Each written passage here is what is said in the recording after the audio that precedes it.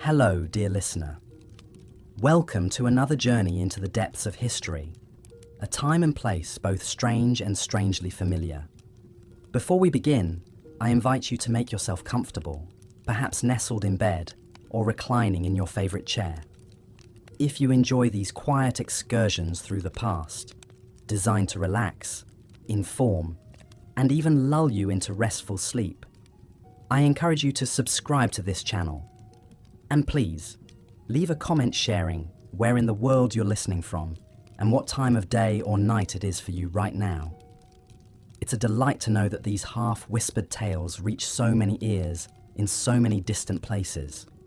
Tonight, or today, as the case may be, we'll be venturing into one of the more macabre corners of medical history, the shadowy figure known as the Plague Doctor.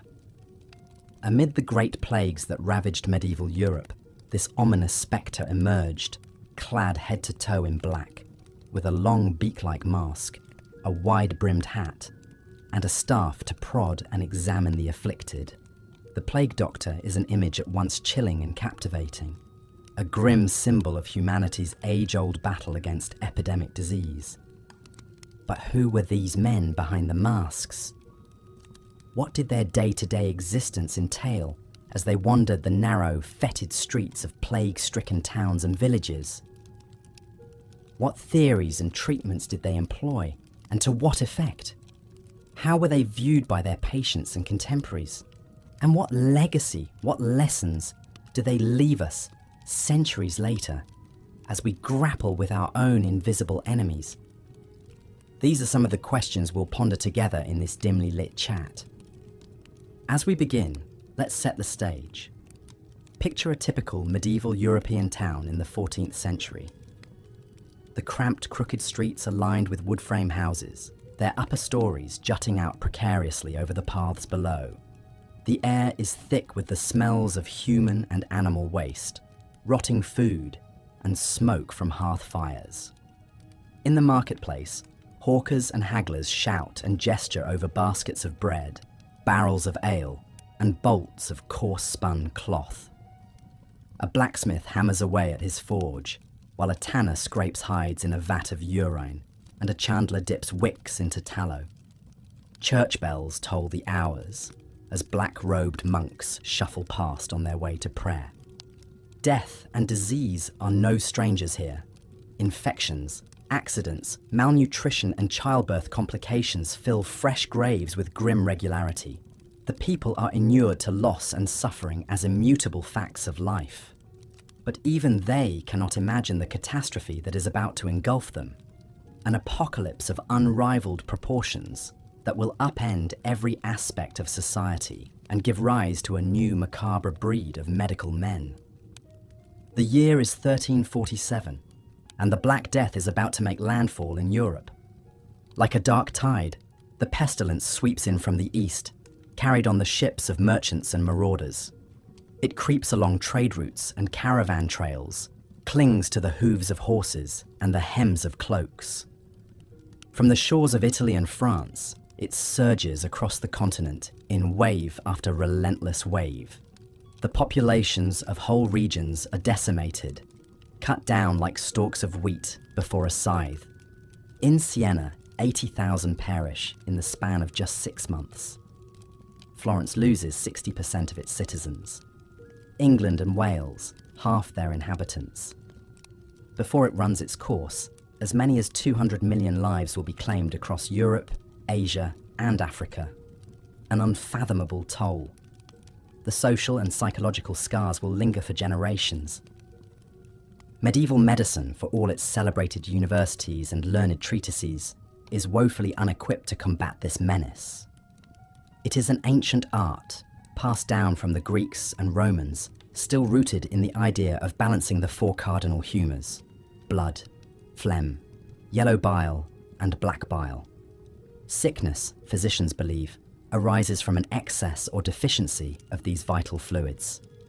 But how to correct such an imbalance when the very air seems pestilent, when noxious miasmas seep into the pores and corrupt the lungs with every breath? At first, the traditional healers, the monks and mediciners do what they can. They prescribe their usual regimens, purifying infusions, bloodletting, induced vomiting, cupping and scarification. When these fail, as fail they must, they turn to increasingly desperate measures. Sufferers are bled until they swoon. Leeches are applied by the hundreds. Poultices of onion and vinegar, arsenic and mercury are pressed onto weeping buboes. In some towns, great bonfires are lit in the streets to drive out the foul airs, while in others, pigs are led through the alleys in the belief that they will absorb the pestilence, all to no avail. The plague spreads inexorably, leaping from house to house, parish to parish, unhindered by rank or piety or good intentions. King Alfonso XI of Castile succumbs, as does the daughter of the English king, Edward III. In Avignon, the seat of the Pope, over half the cardinals perish. Whole monasteries fall silent as their inhabitants are entombed within.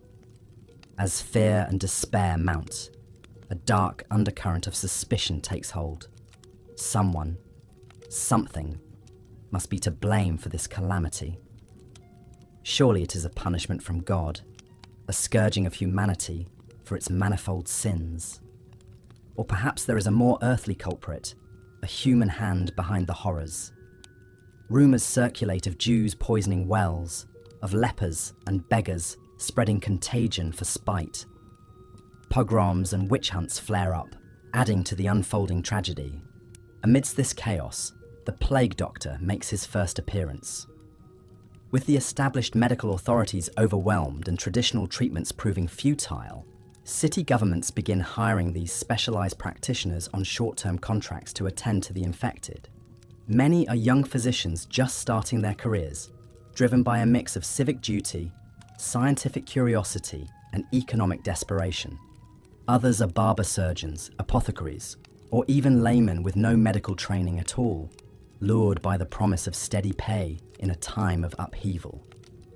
Perhaps the most famous origin story concerns one Charles Delorme, a 17th century French physician in service to the royal court.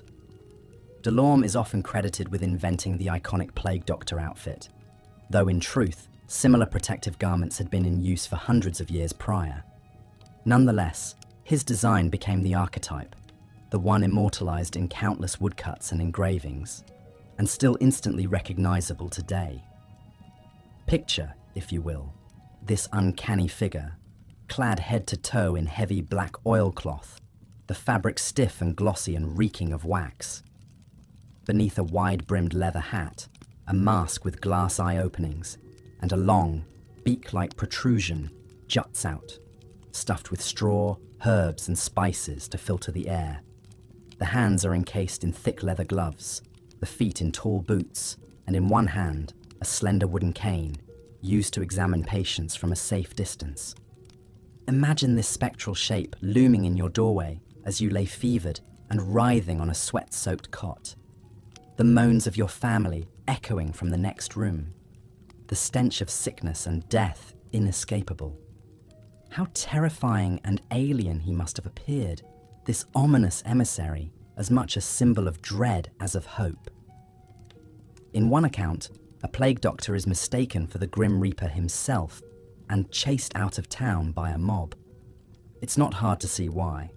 Yet beneath the oilcloth and behind the glass eyes were very human, very frightened men.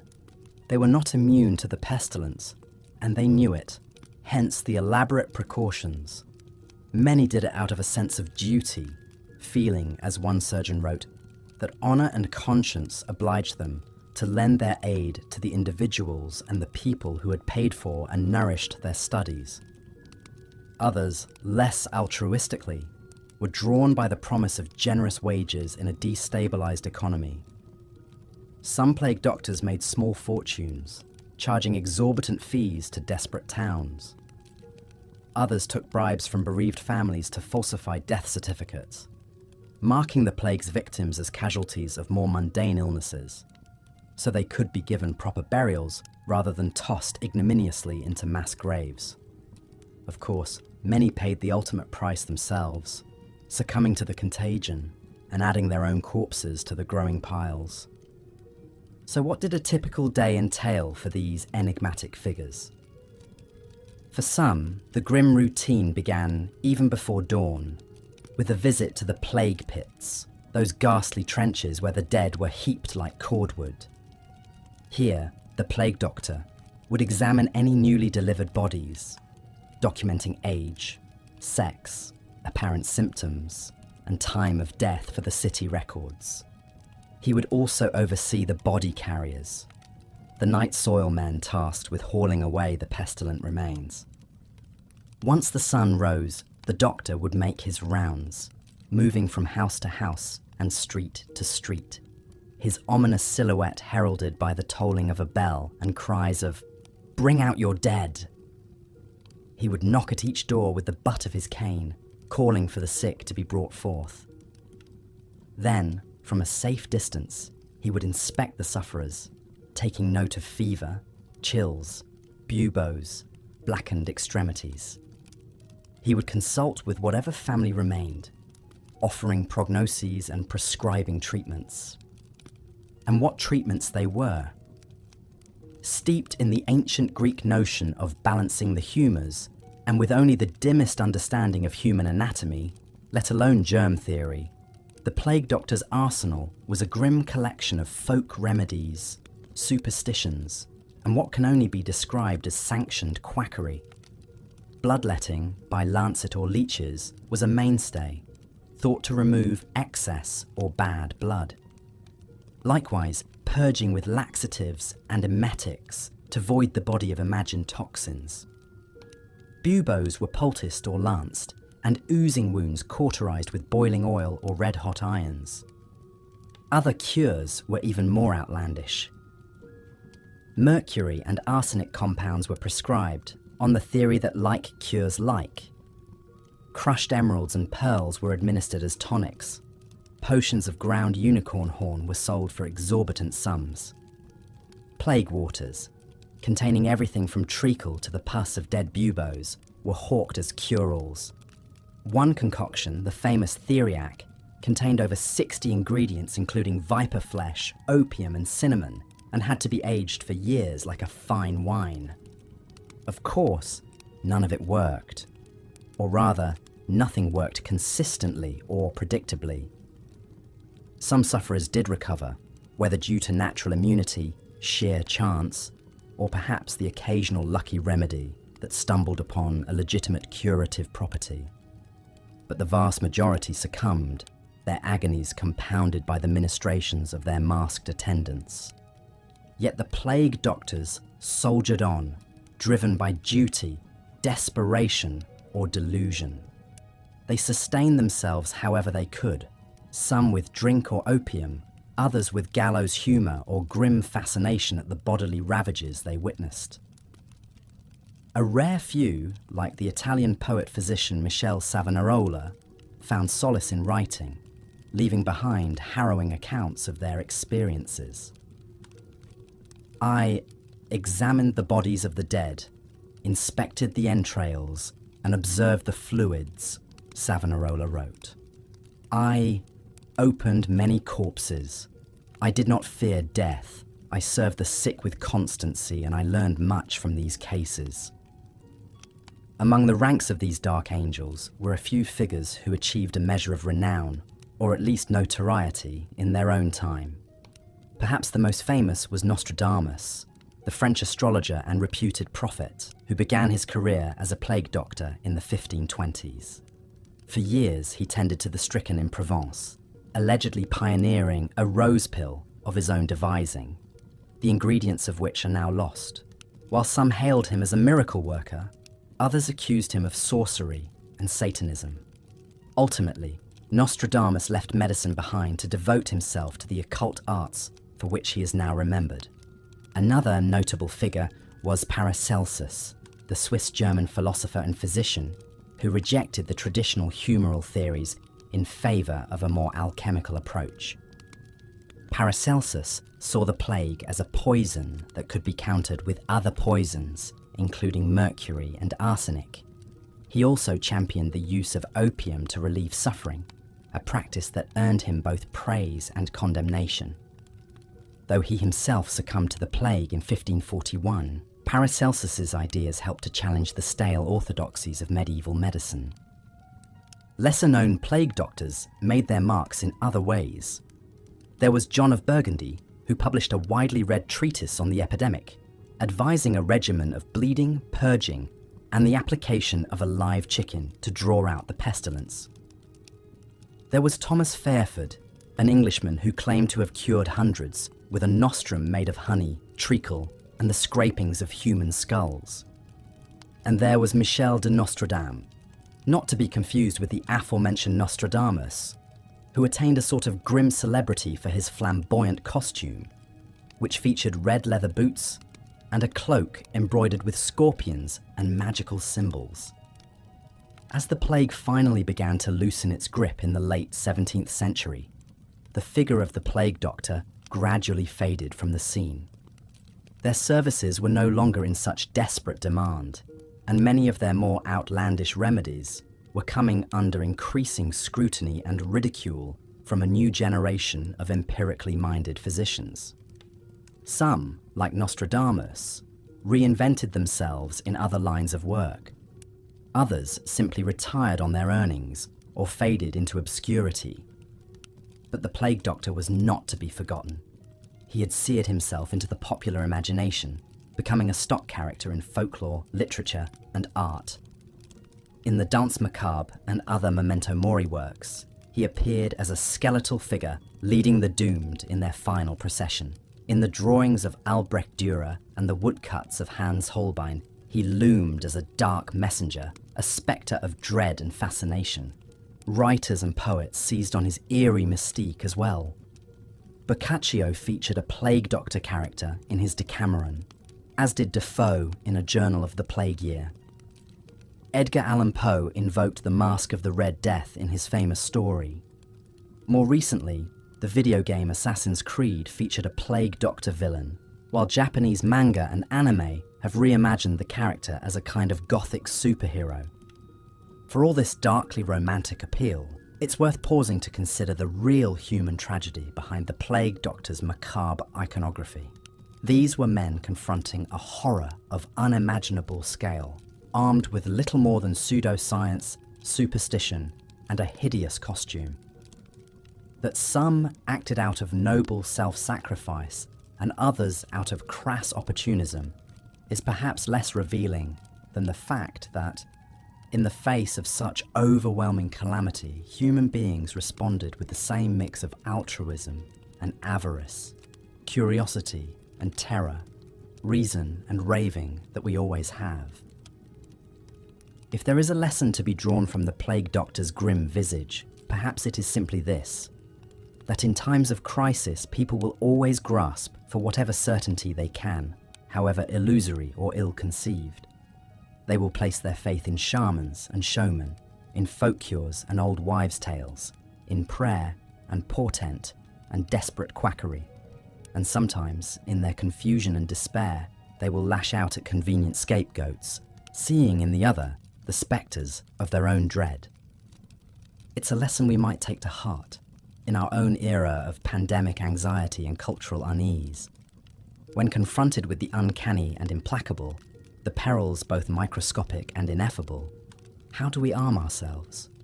With science, with reason, with compassion and cool-headed resolve? Or do we, too, reach for the nostrums and talismans, the face masks and funny hats, the seductive certainties of a simpler age?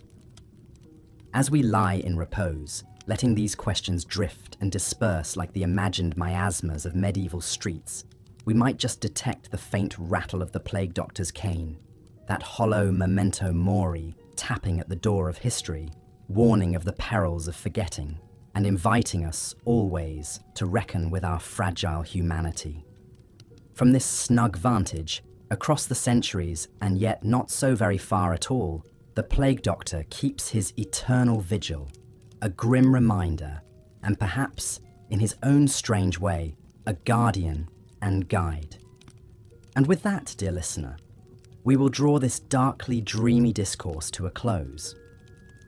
As always, I invite you to reflect on what you've heard, to follow the threads of your own curiosity into the dim-lit corners of history, and to share your thoughts with me and your fellow listeners. If this chronicle of the Plague Doctor has piqued your interest or stirred your imagination, I encourage you to visit the sources in the description to learn more. Part 6. Profiles of Notable Plague Doctors. The life of a plague doctor was one of grim duty and ceaseless toil. To most, they were faceless figures, clad in black, their identities concealed behind beaked masks. But some of these daring men left deeper marks on history, becoming legends in their own right. One such figure was Michel de Nostradam, better known as Nostradamus. Long before he rose to fame as an astrologer and supposed prophet, the young Frenchman worked as a plague doctor in the 1520s. Trained in the medical arts at the University of Montpellier, he travelled through Provence, treating the sick with unorthodox methods like bloodletting, herbal remedies, and fastidious hygiene. While his efforts likely had little effect, he cultivated an early reputation as a compassionate and dedicated healer. Another iconic plague doctor was the infamous Dr. Schnabel of Rome, whose terrifying likeness was captured in a 17th century engraving by German artist Paul Fürst. The image, titled Dr. Beak from Rome, shows a gaunt figure clad head to toe in black, wearing a wide-brimmed hat and clutching a long cane. Most unsettling is his elongated, beak-like mask, stuffed with straw and pungent herbs to filter out the pestilential miasmas thought to spread disease.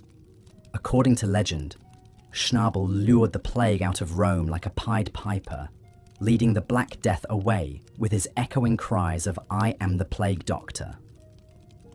Less theatrical, but more influential, was the 14th century French physician John of Burgundy. In the midst of the Black Death, John published a widely read treatise on the epidemic, the cure and prevention of the pestilence.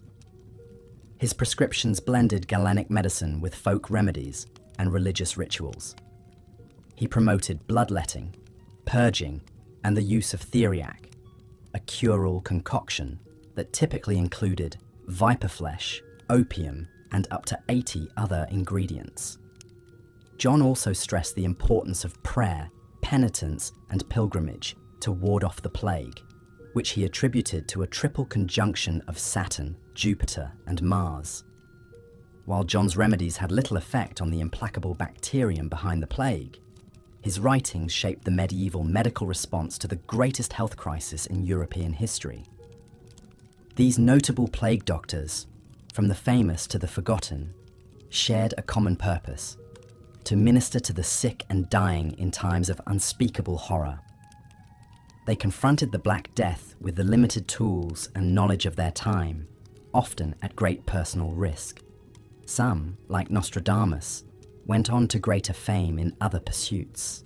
Others, like Dr. Schnabel, became enduring symbols of the plague's terror. And still others, like John of Burgundy, left a lasting mark on medieval medicine, for better or worse. While the efficacy of their treatments was doubtful, their bravery and determination in the face of a pitiless foe remains a testament to the timeless resilience of the human spirit. Part 7. The Plague Doctor in Art and Literature. As the Black Death raced across medieval Europe, it left a grim imprint on the arts and culture of the time. Few images better captured the morbid spirit of the age than the Plague Doctor, with his ominous beaked mask, black robes, and aura of death.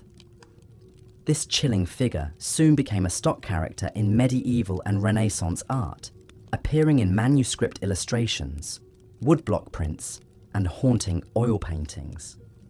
One of the most famous artistic representations of the Plague Doctor can be found in the Danse Macabre, or Dance of Death. This allegorical genre, which emerged in the 15th century, depicts the universality of death, showing skeletons and corpses leading people from all walks of life in a grim procession to the grave. In many Danse Macabre artworks, The plague doctor is shown joining the morbid dance, his beaked mask and black robes making him almost indistinguishable from the grinning skeletons. Another iconic plague doctor image appears in Peter Bruegel, the Elder's 1562 painting, The Triumph of Death. This nightmarish vision shows an army of skeletons laying waste to a blighted landscape, slaughtering peasants and nobles alike. In the center of the canvas, a gaunt plague doctor examines a dying man, his beak-like mask giving him the appearance of a monstrous bird of prey. The painting captures the helplessness and despair of a society overwhelmed by death, with the plague doctor as a grim avatar of the age. The plague doctor also stalked the pages of medieval and Renaissance literature. In Giovanni Boccaccio's 1353 masterpiece, The Decameron, a group of young Florentines flee the Black Death by hiding out in a villa and telling each other stories. Several of these tales feature plague doctors, portrayed as either helpless charlatans or heartless profiteers. In one memorable scene, a plague doctor refuses to treat a dying man unless he is paid in advance, only to be tricked out of his fee by the quick-witted victim. Plague doctors also haunt the works of later writers, from Daniel Defoe's A Journal of the Plague Year to Edgar Allan Poe's The Masque of the Red Death. In Defoe's 1722 novel, based on accounts of the 1665 Great Plague of London, the narrator encounters several plague doctors, depicting them as brave but ultimately futile figures, overwhelmed by the sheer scale of the epidemic. In Poe's 1842 short story, a mysterious figure in a mask like the countenance of a stiffened corpse crashes a masquerade ball, bringing the plague to a group of decadent revelers. The imagery evokes the classic plague doctor, a grim reaper in beaked mask and black robes. From the medieval Danse Macabre to the works of Poe, the plague doctor endured as a potent symbol of humanity's helplessness in the face of death. In a world where medicine was powerless against the ravages of plague, this ominous figure represented both hope and despair, a dark angel offering cold comfort to the suffering. Today, the plague doctor remains an iconic image, a chilling reminder of a time when death stalked the streets and no one, from peasant to prince, was safe from its icy grasp. Part 8. The Decline of the Plague Doctor. As the great wave of the Black Death receded in the late 14th century, Europe slowly began to recover from the devastation. But the spectre of plague lingered, with periodic outbreaks flaring up over the next 300 years. Throughout this time, plague doctors remained on the front lines of the medical response, their eerie beaked masks and black robes, a chilling reminder of the ever-present threat. However, as the 17th century dawned, the practice of specialized plague doctors began to wane. The great pandemics of the medieval period gave way to more localized outbreaks, and many cities no longer felt the need to maintain dedicated plague doctors on the payroll. At the same time, the intellectual winds of the Renaissance and the scientific revolution were sweeping away old ideas about medicine and disease. One key figure in this transition was the Swiss physician Paracelsus, who rejected the ancient Greek theory of the four humours that had long underpinned medieval medicine. Paracelsus argued that diseases had specific causes, rather than being the result of general imbalances in the body. He also promoted the use of chemical remedies and mineral baths, rather than the traditional bloodletting and purging favoured by plague doctors. As these new medical ideas spread, the old ways of the plague doctors came under increasing scrutiny. Many of their treatments, such as applying mercury ointments or inducing vomiting with hellebore, were now seen as ineffective at best and harmful at worst. The plague doctor's signature beak mask, once thought to protect against pestilential miasmas, was now ridiculed as a useless relic of a bygone age. Yet, even as their methods were discredited, plague doctors continued to ply their trade in some parts of Europe. In the 17th and 18th centuries, outbreaks of plague still occasionally struck cities like Marseille, Messina, and Moscow. In these times of crisis, local authorities still turned to the familiar figure of the plague doctor with his beaked mask and black robes to tend to the sick and dying. One of the last known plague doctors was Jean-Jacques Poutot, who served in Marseille during the Great Plague of 1720. Poutot was a distinguished surgeon who had studied under the famed anatomist Guillaume Desnouettes. When the plague struck Marseille, Poutot donned the traditional plague doctor's garb and worked tirelessly to treat the sick, earning widespread praise for his dedication and skill. However, Poutot's success was the exception rather than the rule. By the late 18th century, the plague doctor had largely faded into history, a relic of a darker time when death stalked the streets and medicine was powerless to stop it. The last recorded appearance of a plague doctor in Europe was in 1819, during an outbreak of cholera in Cephalonia, Greece. After that, the beaked mask and black robes of the plague doctor were consigned to the realm of history and legend. Today, the plague doctor lives on mainly as a haunting image in art and literature, a symbol of the grim realities of life in a time before modern medicine. In an age of antibiotics and vaccines, it is hard to imagine the terror and despair that gripped medieval Europe during the Black Death.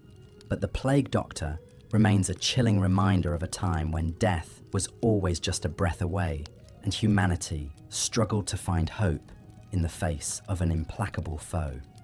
Part 9. Evaluating the plague doctor's legacy.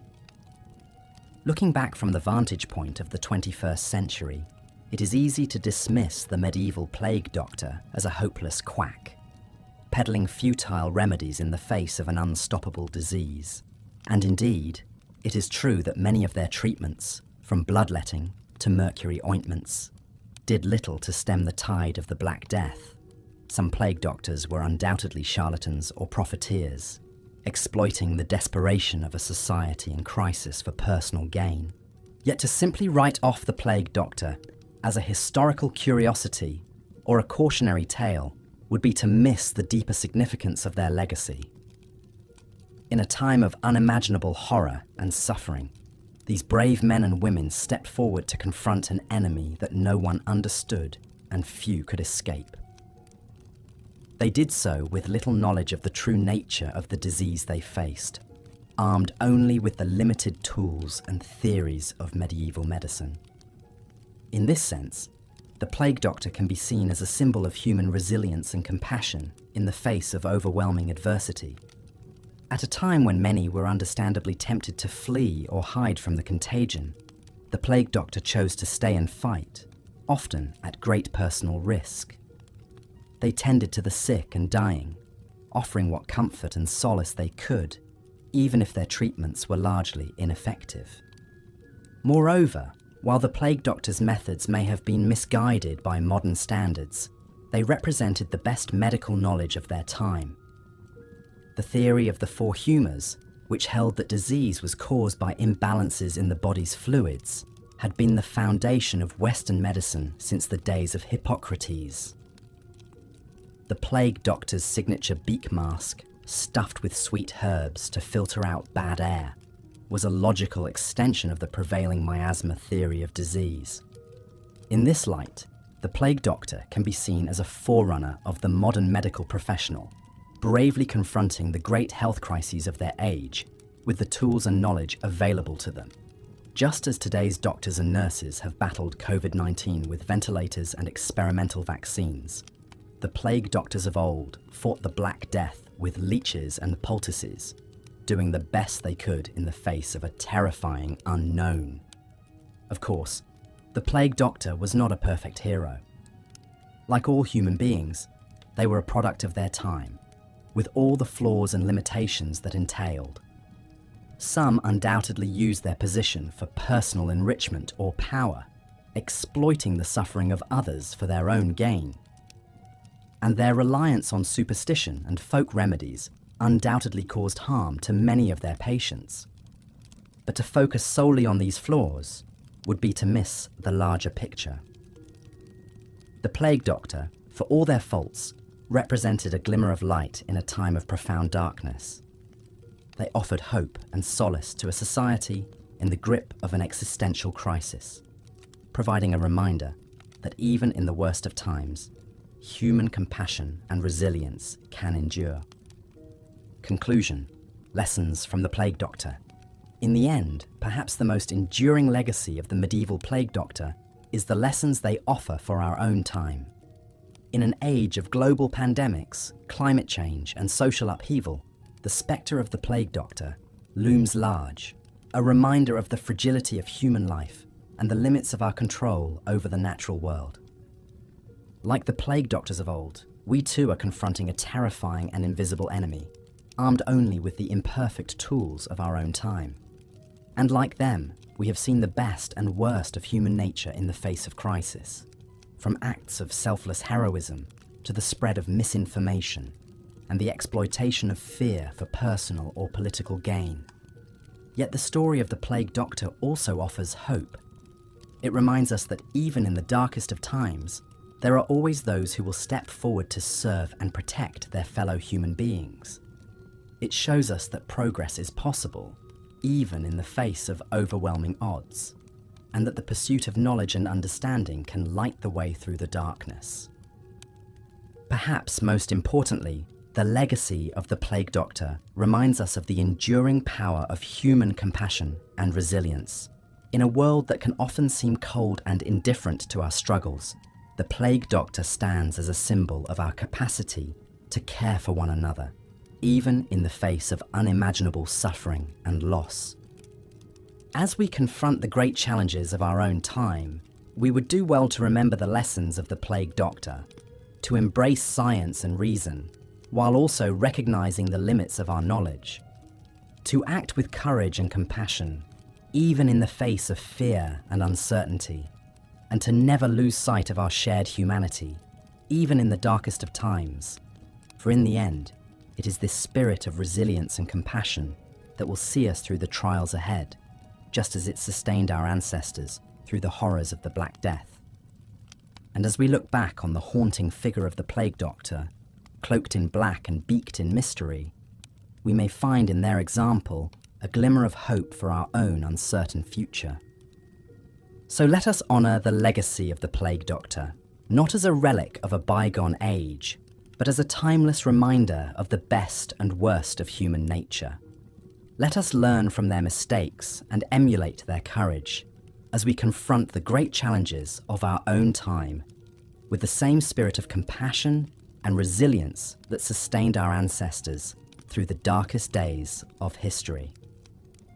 And let us never forget the lesson at the heart of the Plague Doctor's story, that even in the face of the greatest horrors and the deepest despair, the human spirit endures, unbroken and unbowed, a testament to the unquenchable resilience of the human heart. With that, our journey through the haunting and enigmatic world of the medieval plague Doctor comes to a close.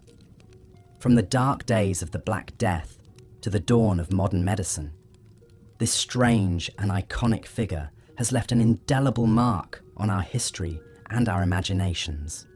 May their legacy endure, not as a grim reminder of a bygone age, but as an enduring symbol of the human capacity for courage, compassion, and resilience in the face of the darkest of times. And may their story continue to inspire and enlighten us as we navigate the challenges and uncertainties of our own era with the same spirit of hope and determination that sustained our ancestors through the long centuries of the past. Thank you for joining me on this journey through the pages of history. I hope that this exploration of the life and times of the medieval Plague Doctor has been both informative and thought-provoking, and that it has shed new light on a figure who has long been shrouded in mystery and legend. Until next time, this is your humble guide to the fascinating world of history, signing off. And remember, even in the darkest of times, there is always hope to be found in the enduring power of the human spirit. Part 6. Profiles of notable plague doctors. Among the ranks of plague doctors, a few intriguing individuals left a mark on history that endures to this day. Perhaps the most famous is Michel de Nostradam, better known as Nostradamus. Long before he achieved renown as an astrologer and prophet, the young Frenchman worked as a plague doctor in the 1520s and 30s.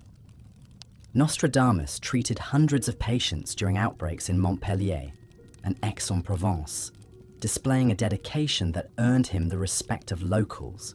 He even developed his own treatment called the rose pill, a herbal concoction that some credited with saving lives. Nostradamus's experiences as a plague doctor undoubtedly shaped his later fascination with predicting the future. One wonders how the horrors he witnessed, bloated corpses, weeping sores, maddened sufferers, impressed upon his mind the precariousness of life and the ever-present spectre of death. In his famous prophecies, Nostradamus would go on to foretell numerous world-altering events and cataclysms, from the Great Fire of London to the rise of Hitler.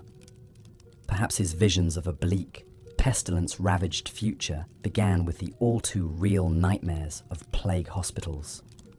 Another iconic plague doctor was the enigmatic figure known as Dr. Schnabel of Rome. Though little is known about the real man behind the legend, Dr. Schnabel lives on in a famous 17th century engraving by German artist Paul Fürst. The haunting image shows the plague doctor in his full-beaked regalia, looming over a town strewn with the dead and dying.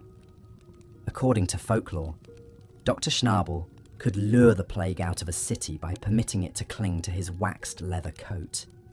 He would then taunt and mock the disease until it slinked away in humiliation, leaving the town in peace. Of course, this tale of a heroic plague-baiting doctor is pure fantasy, but its popularity throughout the centuries suggests how desperate people have always been to find saviors in times of overwhelming sickness and death.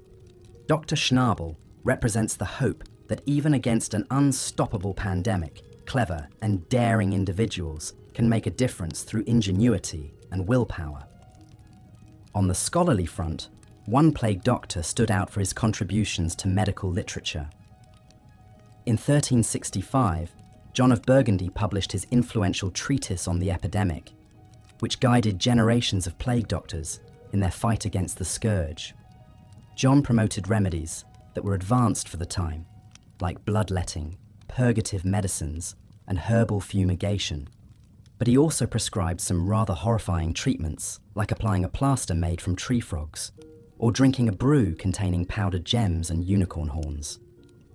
Most notorious was John's enthusiastic endorsement of theriac, a cure-all concoction brewed from dozens of ingredients, including viper flesh and opium. Theriac had been around since ancient times, but plague doctors like John helped popularize it as a medicine for everything from stomach aches to the Black Death itself. Needless to say, it didn't work, but that didn't stop theriac from remaining a staple of European apothecaries for centuries. Figures like Nostradamus, Dr. Schnabel, and John of Burgundy exemplify the complex legacy of the medieval plague doctor. Men of learning and determination who fought an existential battle armed only with crude tools and pseudoscience. Opportunists and hucksters who profited from panic and gullibility with macabre flair. Symbols of both selfless sacrifice and the dangers of unchecked quackery. Through it all, their compelling stories continue to fascinate us and illuminate a dark yet pivotal chapter in human history. Part 7. The Plague Doctor in Art and Literature. For an enigmatic, short-lived medical profession, plague doctors cast a long shadow over the artistic imagination.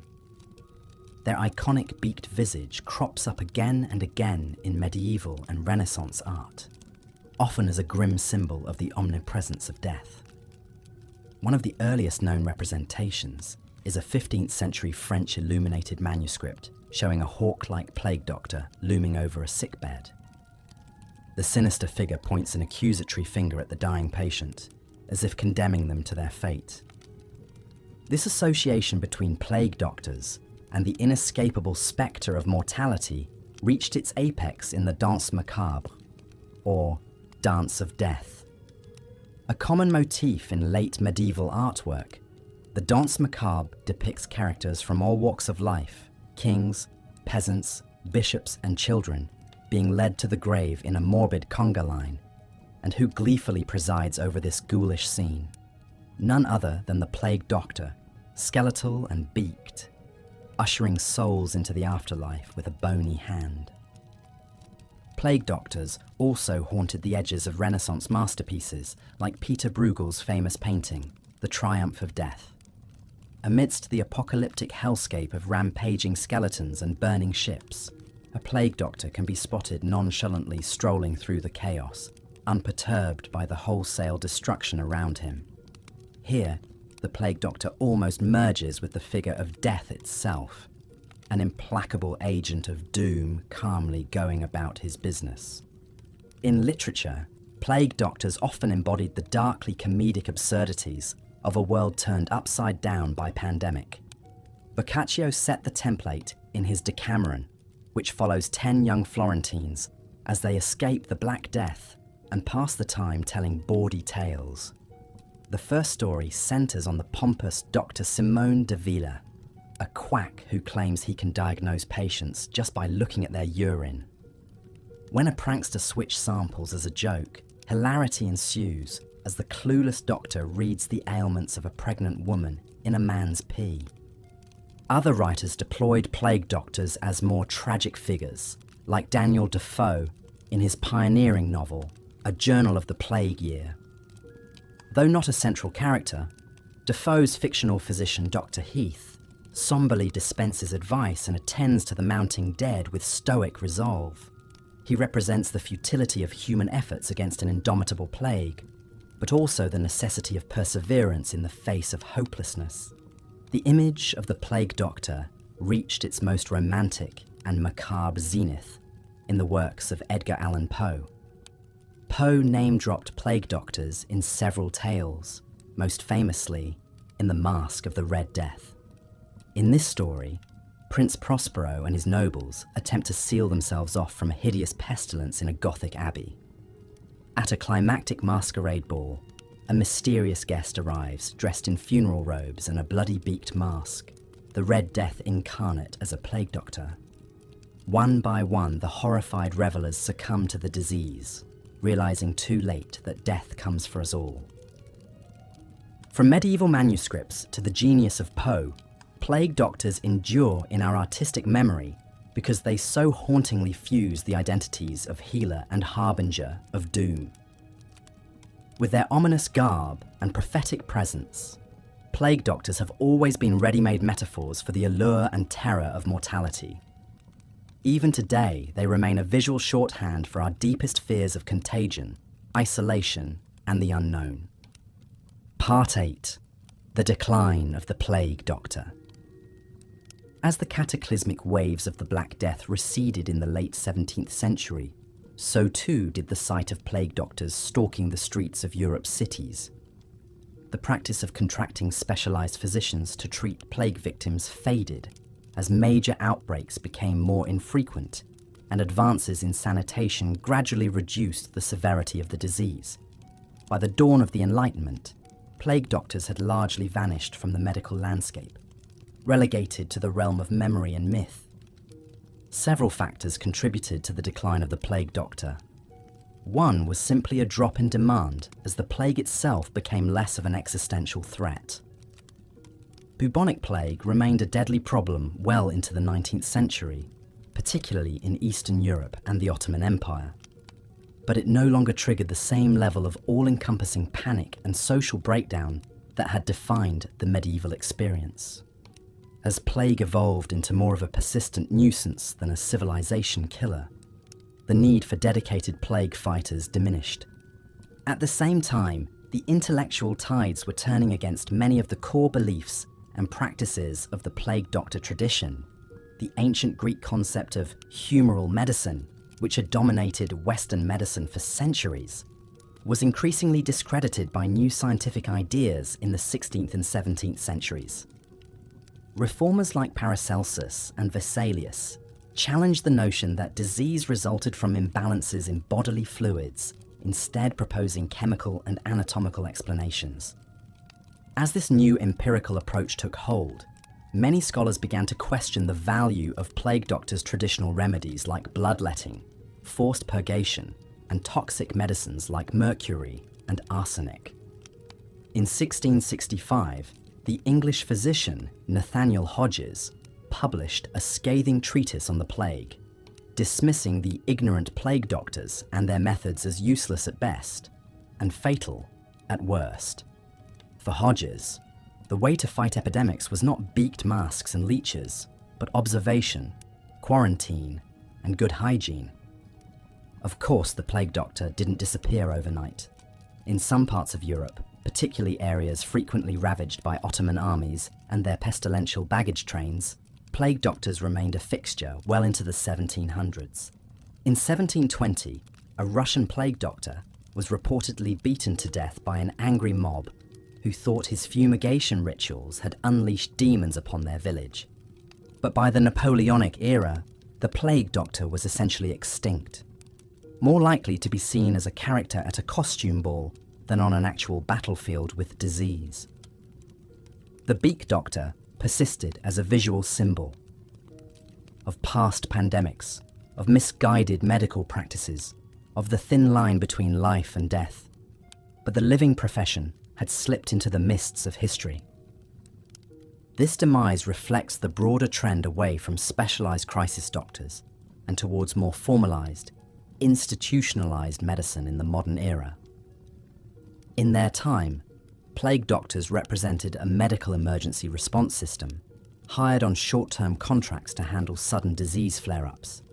But as governments developed standing public health bureaus and hospitals became permanent fixtures in every major city, the lone plague doctor was replaced by an entrenched medical infrastructure. Still, the disappearance of the plague doctor left a void in the European imagination. For centuries, this ominous figure had been the human face of epidemic disease, the personal envoy of death itself. It's no wonder that so many legends and superstitions sprung up around the plague doctor, that they possessed secret knowledge, wielded occult powers, or communed with the dead. In a way, these myths were attempts to make sense of the profound trauma and mystery of the plague years. And perhaps that is the enduring power of the plague doctor. Even in their absence, they remind us of a time when sickness was a terrifying enigma, when medicine seemed as much about magic as science, and when a lone person in a strange mask could be either your salvation or your doom. The plague doctor may be gone, but their ghost lingers on, a relic of a darker age that still speaks to our deepest fears and fascinations. The city of Rome was no stranger to the plague doctor's haunting presence. In the early 1650s, as yet another wave of pestilence ravaged the eternal city, a peculiar figure emerged from the shadows. He called himself Dr. Schnabel, though little is known of his true identity or origins. According to popular legend, Dr. Schnabel claimed to possess a singular ability. He could lure the plague out of Rome like a Pied Piper leading rats. Clad in the grim raiments of his profession, the long waxed coat, the wide-brimmed hat, and the ominous beak mask, Schnabel stalked the streets, visiting the homes of the afflicted. Eyewitness accounts from the time describe a macabre ritual. Schnabel would enter the house and examine the feverish, bubo-ridden patient. Then, he would produce a small vial from the folds of his coat.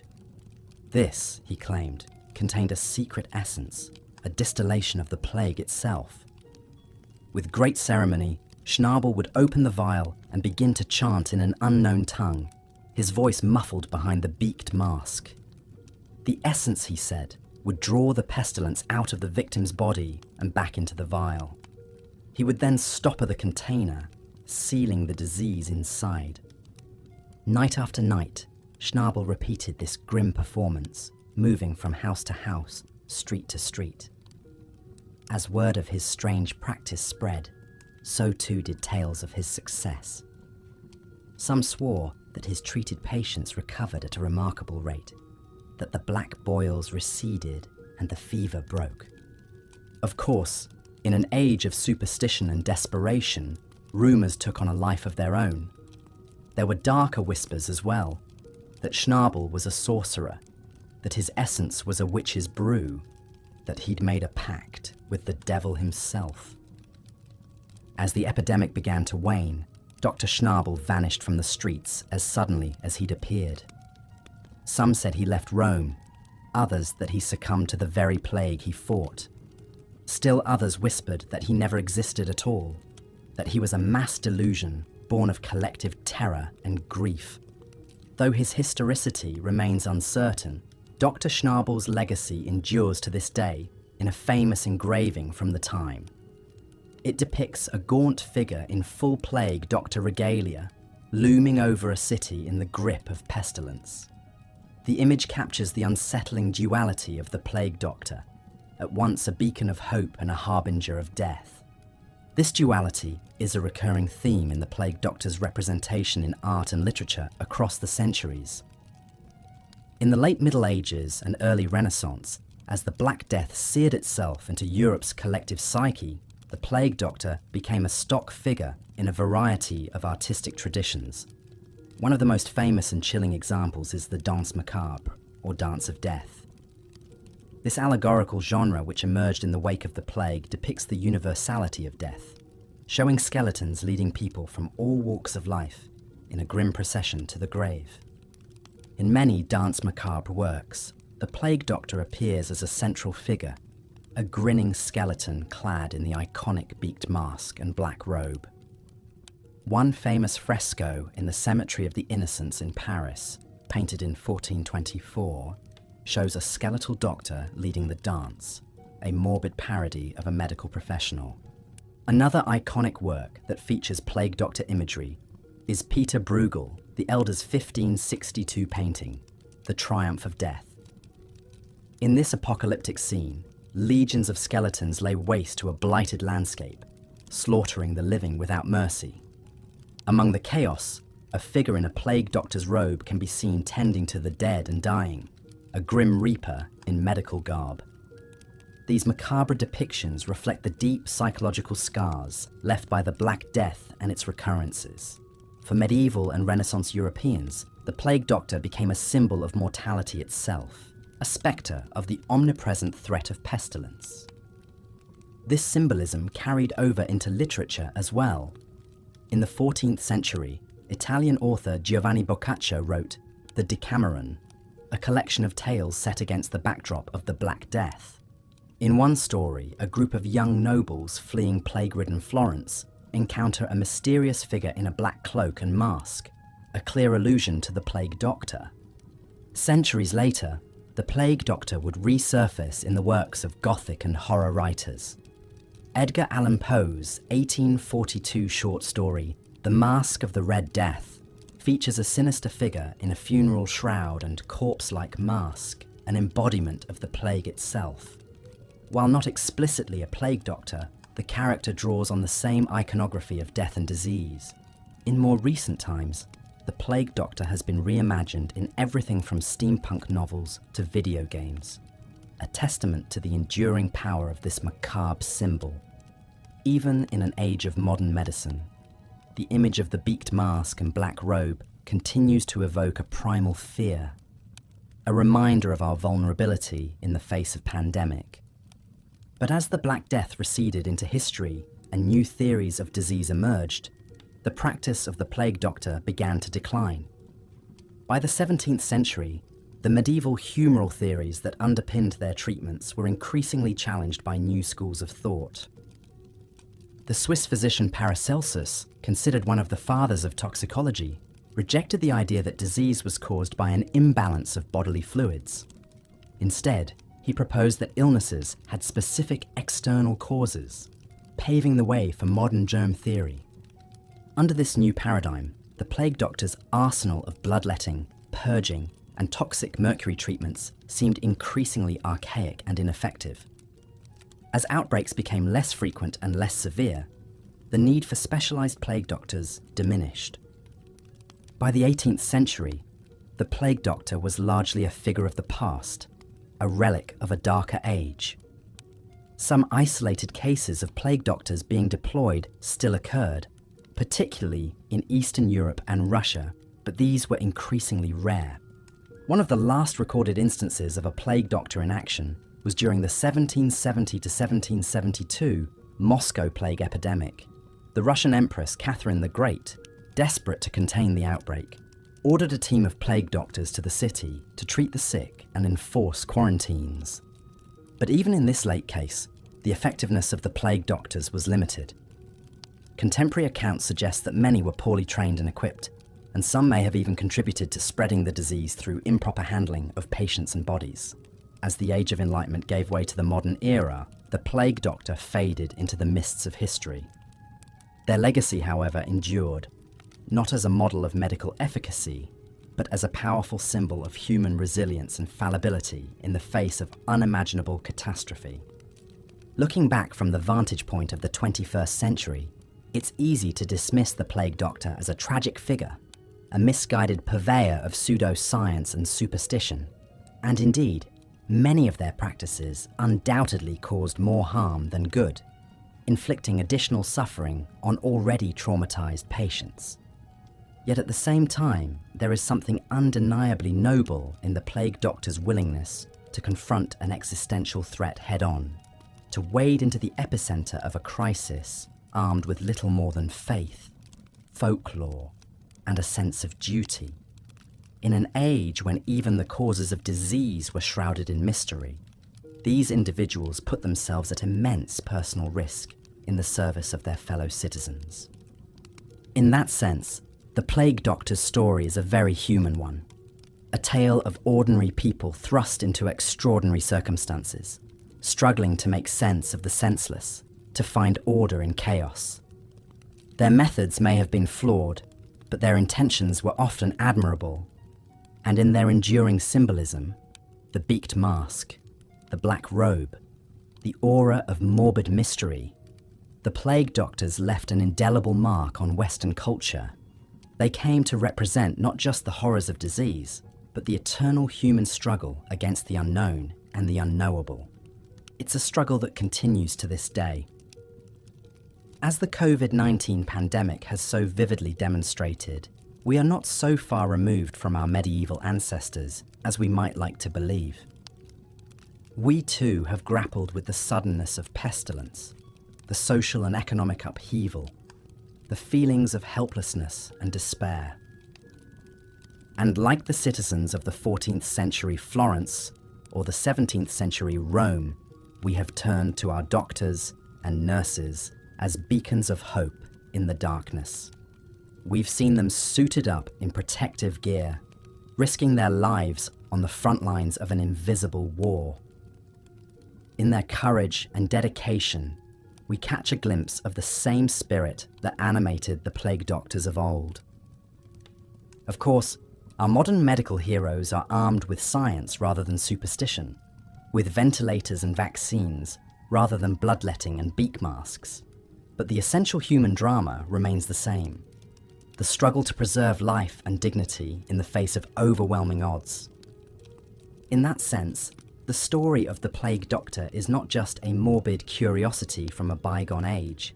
It's a mirror held up to our own time, a reminder of the fragility of life and the enduring power of the human spirit.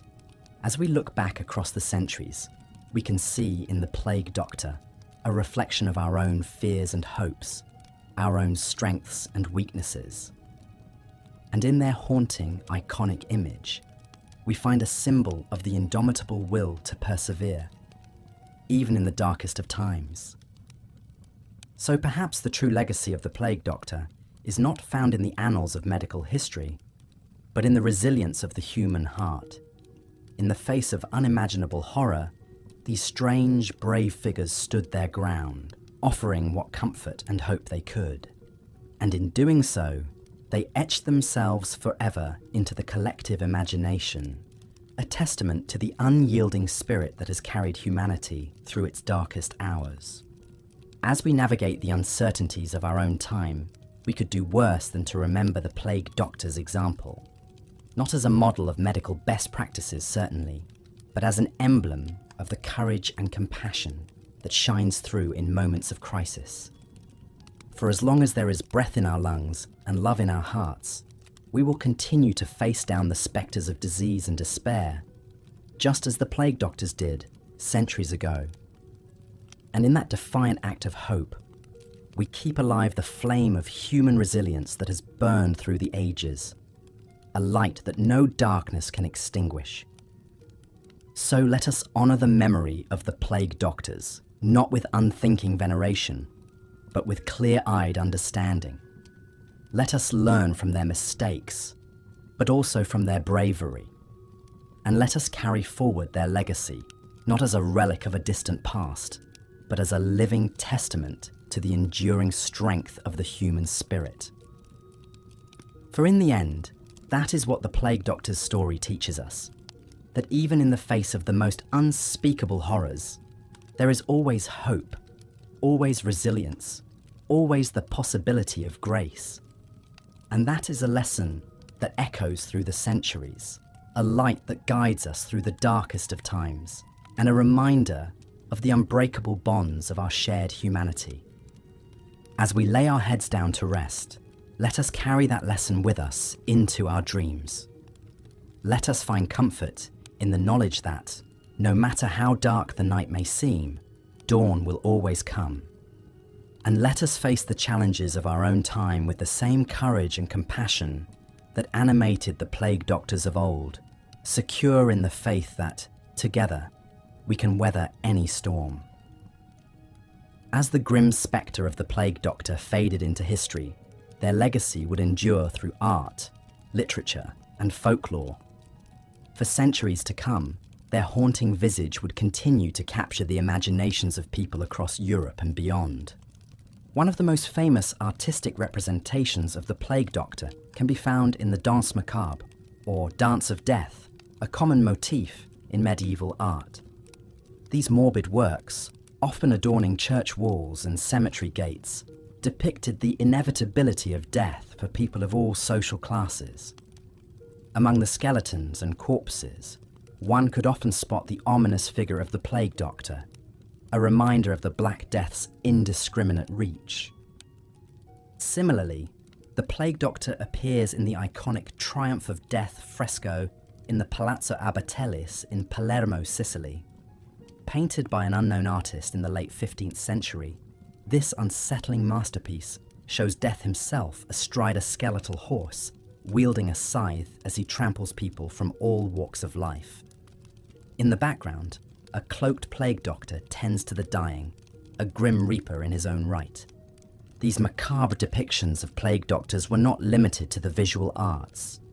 In literature, too, their eerie presence would be felt long after the Black Death had subsided. The Italian poet and scholar Giovanni Boccaccio, who witnessed the plague firsthand in Florence, immortalized the figure of the plague doctor in his masterwork, the Decameron. Published in 1353, this collection of novellas features 10 young Florentines who flee the city to escape the pestilence. In their tales, the plague doctor makes several appearances, often as a symbol of death and despair. Centuries later, the plague doctor would continue to haunt the pages of European literature. In Daniel Defoe's A Journal of the Plague Year, published in 1722, the narrator describes the chilling sight of plague doctors roaming the streets of London. Their beaked masks and waxed leather cloaks a telltale sign of the horrors that awaited within the city's quarantined homes.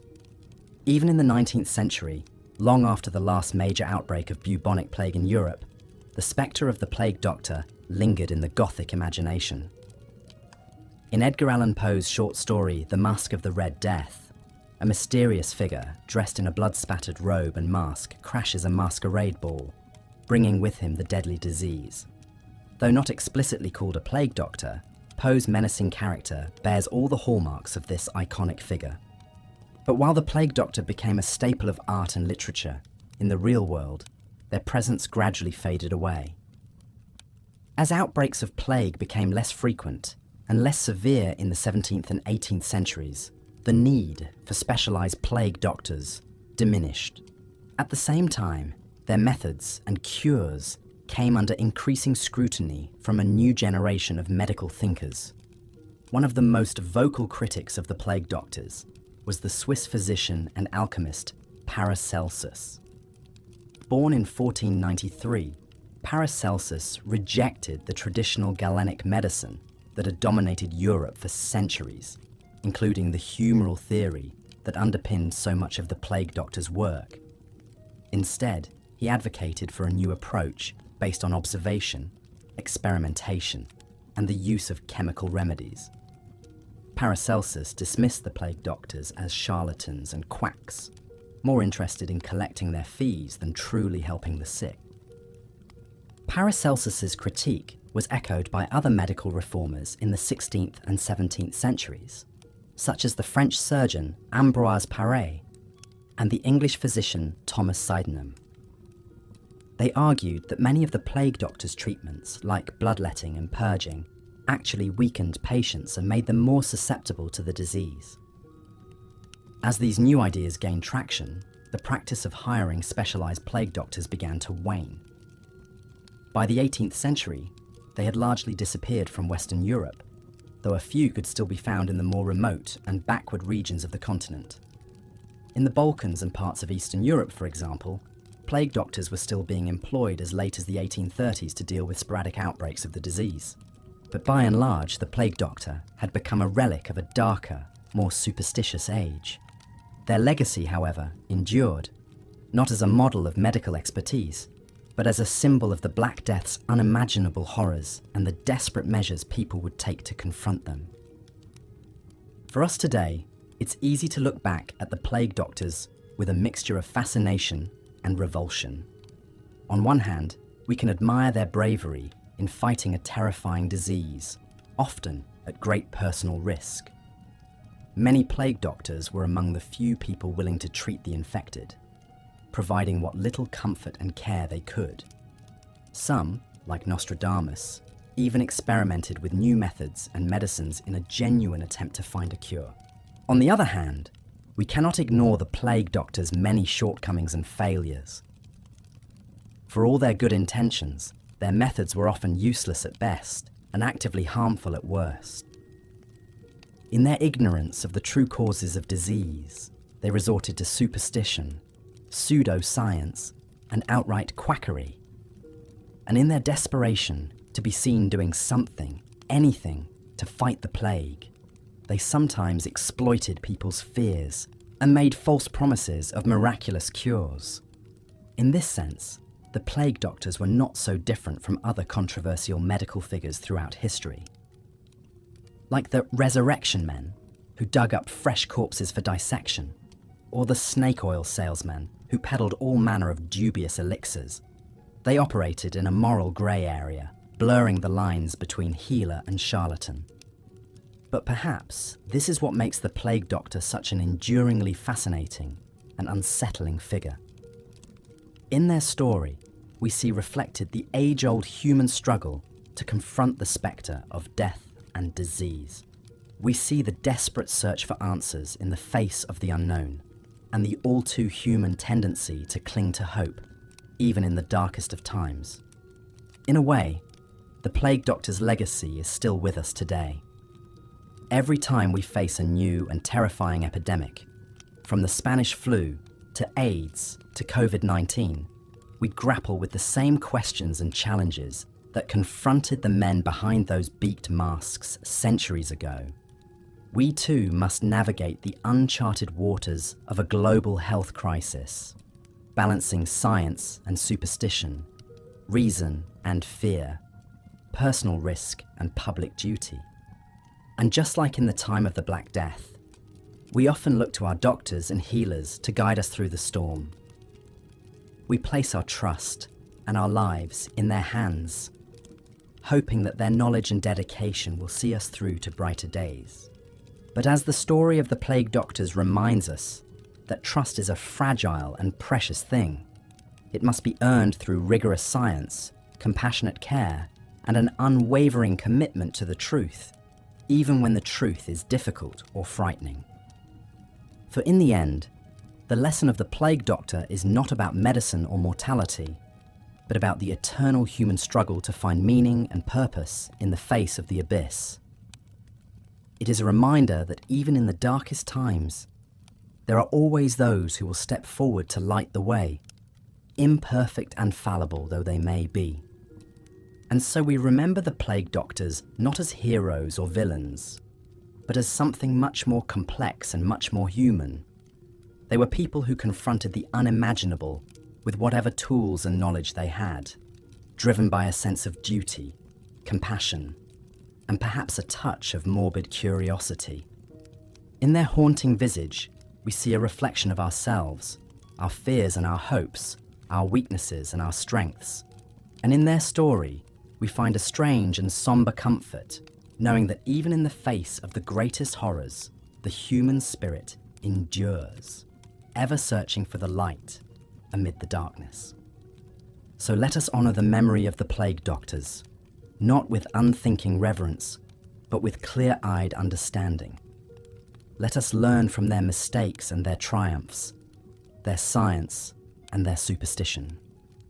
And let us carry their legacy forward as we face the challenges and uncertainties of our own time with courage, compassion, and an unshakable commitment to the truth. For in the end, the story of the plague doctor is the story of us all, a testament to the enduring human struggle to find meaning and hope in a world that is often cruel and indifferent. It is a reminder that even in the face of the greatest darkness, there is always a flicker of light, a glimmer of grace, waiting to be found. And so we remember them, these strange and haunting figures from a distant past, not as ghosts or ghouls, but as fellow travelers on the great and perilous journey of life. We remember them with reverence and with humility, knowing that in their story we see our own. As we drift off to sleep, let us dream of a world where their memory is honored, not with fear or revulsion, but with understanding and compassion. Let us dream of a world where the lessons of the plague doctors are not forgotten, but are woven into the very fabric of our lives, a reminder of our shared humanity, our shared fragility, and our shared strength. And let us wake to a new day, ready to face whatever challenges may come, armed with the wisdom of the past and the hope of the future. For in the end, that is the true legacy of the plague doctor, a legacy of resilience, of perseverance, and of the enduring power of the human spirit to triumph over even the darkest of times. Part 6. Profiles of notable plague doctors. Throughout the medieval era, a handful of plague doctors made their mark on history, either through their tireless efforts fighting the disease or the fascinating stories and legends that grew up around them. One of the most intriguing figures was the young man who would become known to history as Nostradamus. Long before he found fame as an astrologer and supposed prophet, Nostradamus worked as a plague doctor in France in the 1520s. Born Michel de Nostradam, he attended the University of Montpellier and gained hands-on experience treating plague victims in Provence. Accounts suggest he pioneered more enlightened methods like fresh air, clean water, and removing corpses from the streets. Some even credit him with creating an early rose pill of vitamin C to strengthen the body. While modern historians doubt many of these claims, his time battling the plague undoubtedly shaped the young doctor and may have sparked his interest in predicting the future. Another mythic plague doctor was the enigmatic figure known as Dr. Schnabel of Rome. Though solid records of his life are scarce, Schnabel was immortalized in a famous 17th century engraving by Paul Fürst. The haunting image shows the plague doctor in his full iconic outfit, stalking through a town strewn with the dead and dying. According to legend, Dr. Schnabel was a fearless and inventive plague fighter, willing to try daring and occult methods beyond the standard practices of the time. Some stories claim he marched through the streets banging a drum, using musical tones to lure the plague away like a snake charmer or Pied Piper. Others say he employed alchemical potions, astrological talismans and incantations alongside his lancing of buboes. How much truth lies behind the Schnabel legends is hard to confirm, but his captivating image in Fürst's engraving ensured his place in the plague doctor pantheon. A somewhat more reputable plague doctor was John of Burgundy, a French physician who published an influential treatise on the Black Death in the 1360s, called the Treatise on the Epidemic. Burgundy's work helped spread many of the standard treatments of the time, including bloodletting, boil lancing, purgative medicines and fumigation with herbs. He also promoted the use of theriac, a cure-all concoction supposedly created by the ancient Greeks that remained popular into the 18th century. Made from dozens of ingredients like viper flesh, opium, spices and honey, theriac was touted as a miracle remedy for the plague and other ailments. While it may have dulled pain with its narcotic effects, theriac, of course, did little to truly fight the disease.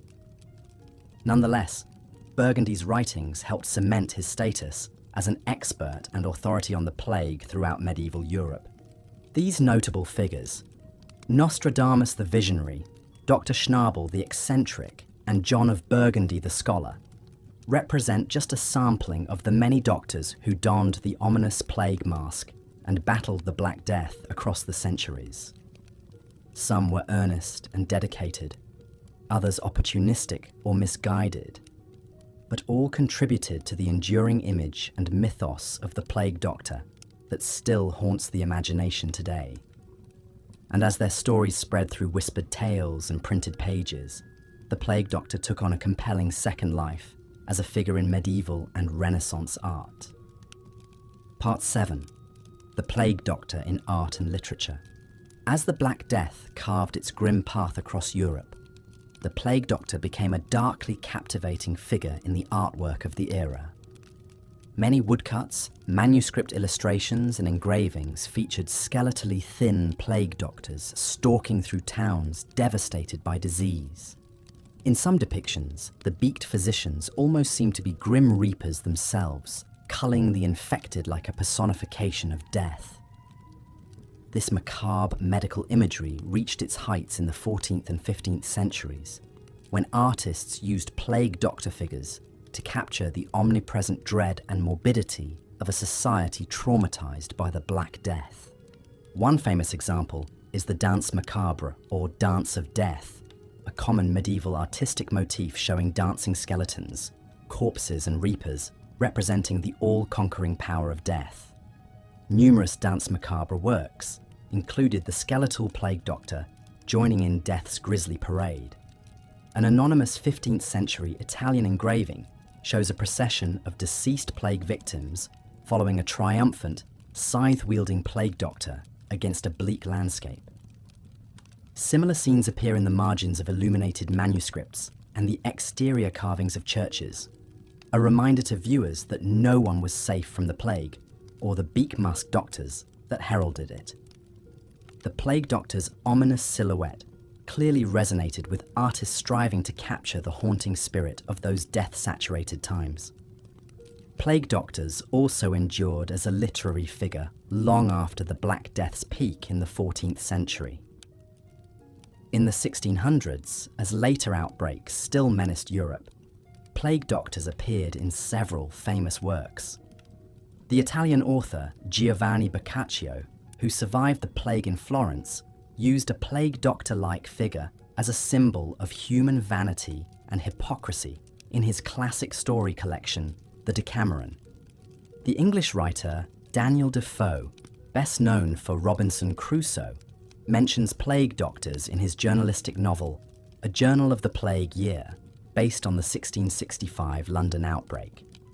Even the American Gothic master Edgar Allan Poe, writing in the 1840s, employed a plague doctor-like mask in his chilling tale, The Mask of the Red Death, in which a mysterious cloaked figure brings a plague to a debauched masquerade ball. Throughout these artworks and stories, the plague doctor serves as a haunting memento mori, a reminder of life's brevity and death's invincible supremacy. With their unsettling masks and aura of fatal futility, plague doctors symbolized the vulnerability and dread that epidemic disease instilled in the medieval European psyche. Even as the Black Death receded and medicine slowly advanced, the plague doctor persisted in the visual and literary imagination, a macabre icon of one of history's darkest chapters. But in the real world of the late 17th and 18th centuries, the era of the plague doctor was gradually, mercifully coming to a close. Part 8. The Decline of the Plague Doctor. By the late 1600s, the plague doctor was starting to seem like a relic of a more barbaric time. The devastation of the Black Death's initial 14th century assault had abated, with outbreaks becoming more localized and sporadic across Europe. At the same time, new medical philosophies and scientific approaches were slowly starting to challenge medieval dogmas about disease. Leaders and scholars increasingly looked upon the old plague doctor ways as ineffective at best and harmful quackery at worst. One influential critic of plague doctors was the Swiss-German physician Paracelsus, often considered the father of toxicology. In the 16th century, he scoffed at the convoluted potions and superstitious methods of many plague doctors, famously declaring that the patients are not helped by all these things, no more than a cow is helped by a new door. Others lambasted plague doctors' reliance on bloodletting, induced vomiting and lancing boils, which likely only worsened suffering without curing anything. The gradual growth of anatomical study, chemical experiments and empirical observation in the 1500s and 1600s led doctors to question the ancient Greek humoral theories that underpinned plague medicine. Authorities also grew tired of the high fees charged by roving plague doctors with dubious credentials.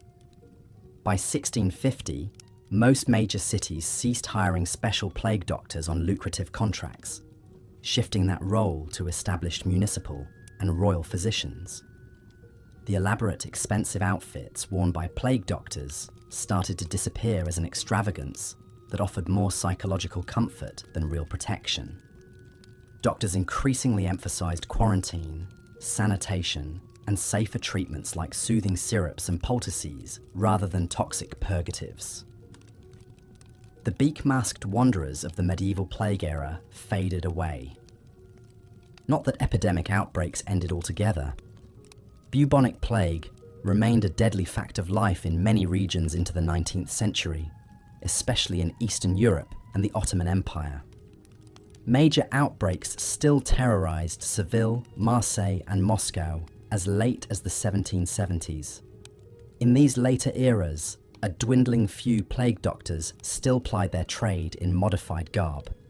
A Flemish engraving from 1656 shows one with a snout-like mask and a long leather cape. An 1819 Nuremberg document describes plague surgeons in wide-brimmed hats, goggles, and beak-nosed masks attending an outbreak in Ottoman lands.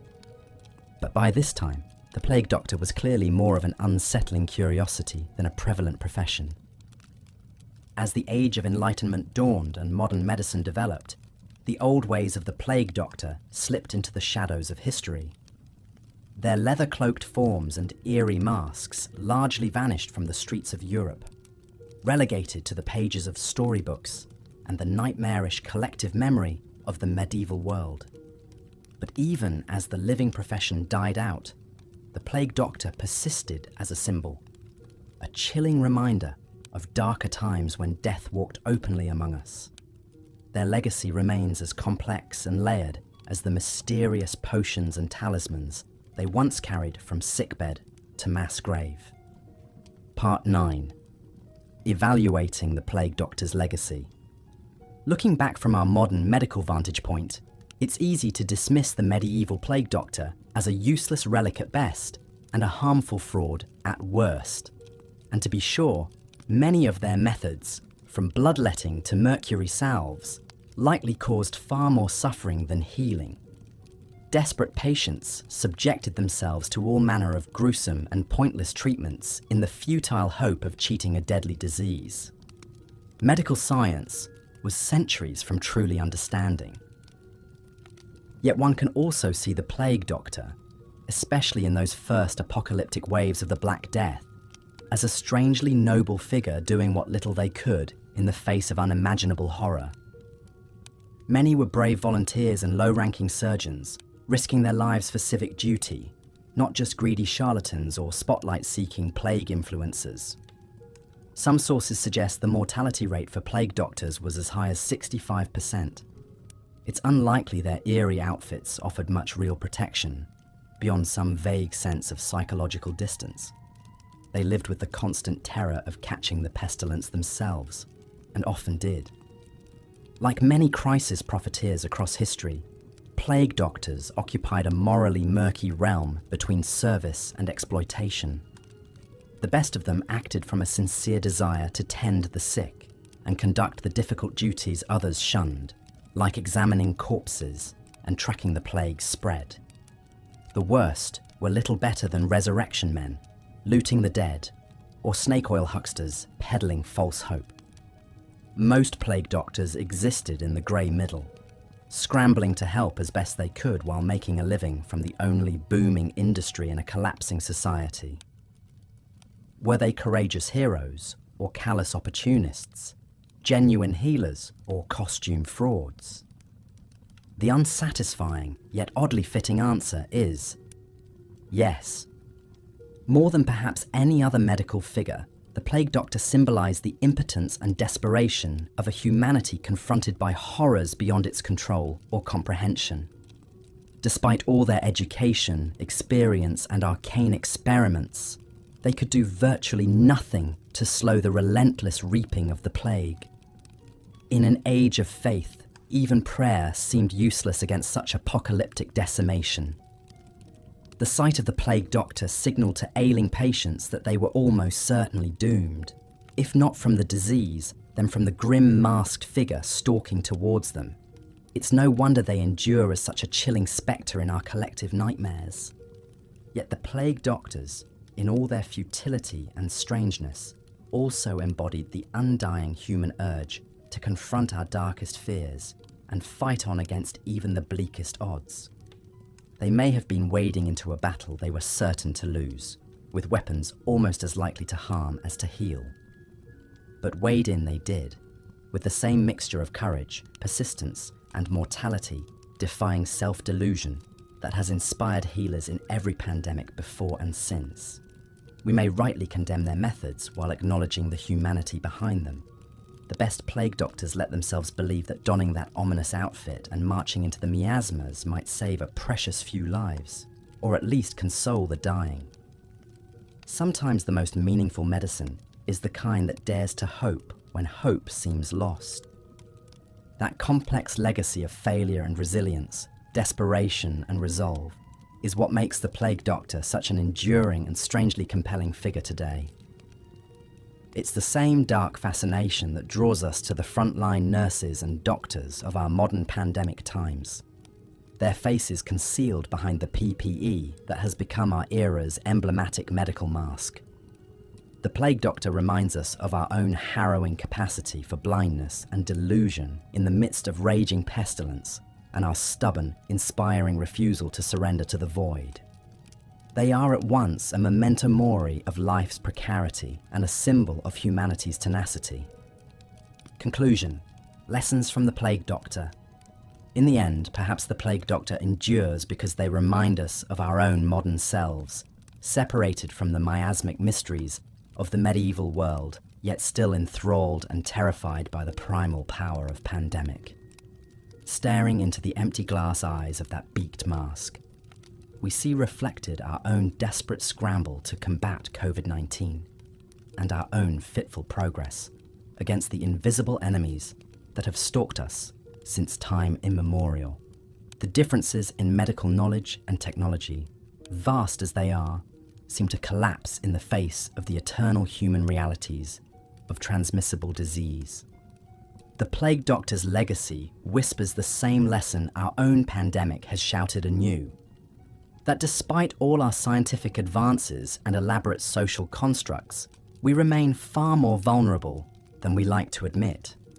That our bodies and our societies can unravel with startling speed when a malevolent microbe appears. That our vaunted knowledge is always a step behind nature's most devilish curveballs. The plague is the ultimate humbler. As one modern virologist put it, it reminds us, like the plague doctor's looming silhouette, of how little control we truly have.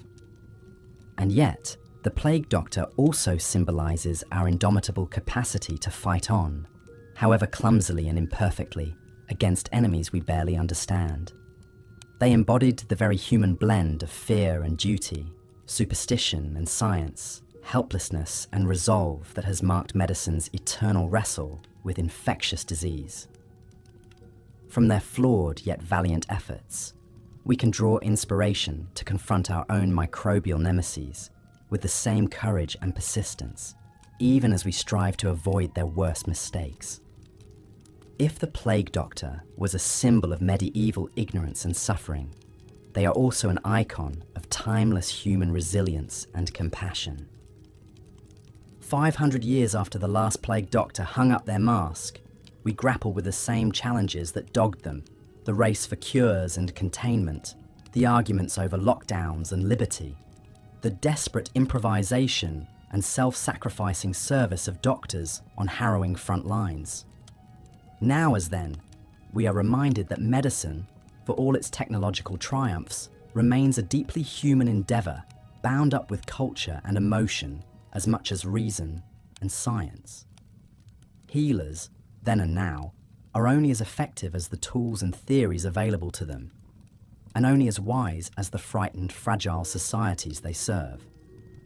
So let us remember the plague doctor in all their haunting ambiguity, as a cautionary tale and an inspiration, an avatar of fatal ignorance and noble sacrifice, a mirror of our own halting struggle against the microscopic forces that have shaped human history more than any king or conqueror.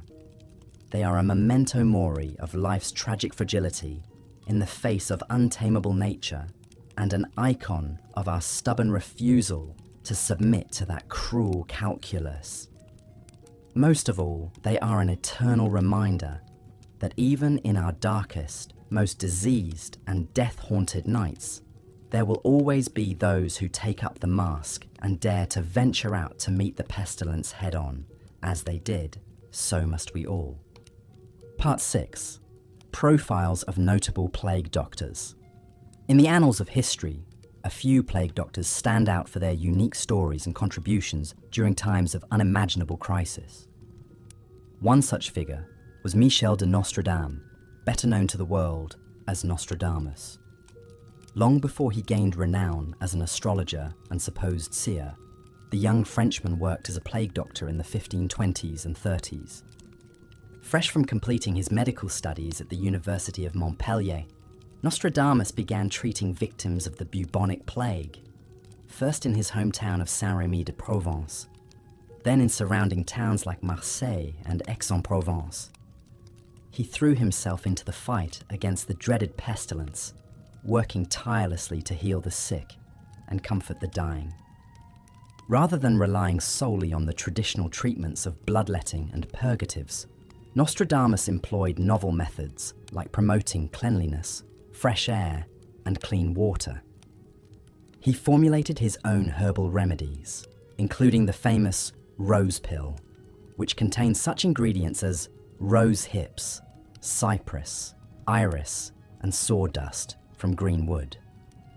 While the efficacy of these concoctions is certainly questionable by modern standards, his tireless efforts and compassion were much appreciated by the communities he served. Local officials lauded him for his dedication, and he managed to survive the plague outbreaks himself, a testament to his knowledge of contagion prevention. Yet the constant spectre of death and suffering undoubtedly took a psychological toll. In his later writings, there is a pervasive sense of melancholy and dark fascination with the occult and apocalyptic visions. One can imagine the horrors witnessed by the young plague doctor forever haunting the man who would become the infamous doomsday prophet. Another legendary plague doctor was the enigmatic figure known as Dr. Schnabel of Rome.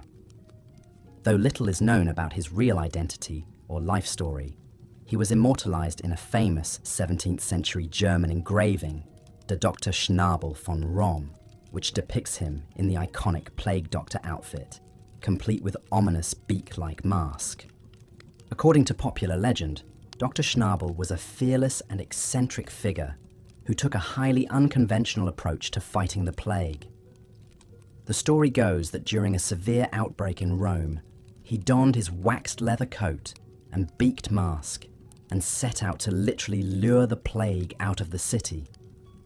Wandering the narrow, fetid alleyways, Dr. Schnabel would call out to the pestilence, daring it to face him. With a lantern in one hand and a long stick in the other, he banged on doors and shutters, taunting the sickness.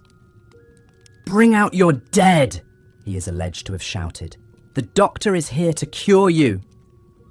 Whether the audacious Dr. Schnabel truly managed to draw the plague away, as the legend claims, is highly doubtful, but his story persisted as a source of grim fascination, a darkly humorous tale of one man's bold and bizarre attempt to confront the unconquerable. Not all plague doctors were such outsized personalities. Most were simply ordinary physicians or laymen doing their grim duty in harrowing times. One such figure was John of Burgundy, a 14th century French physician who left his mark on history not through wild tales or antics, but through his medical writings. In 1365, as the plague ravaged much of Europe, John of Burgundy published Treatise on the Epidemic, a practical guide for those treating plague victims.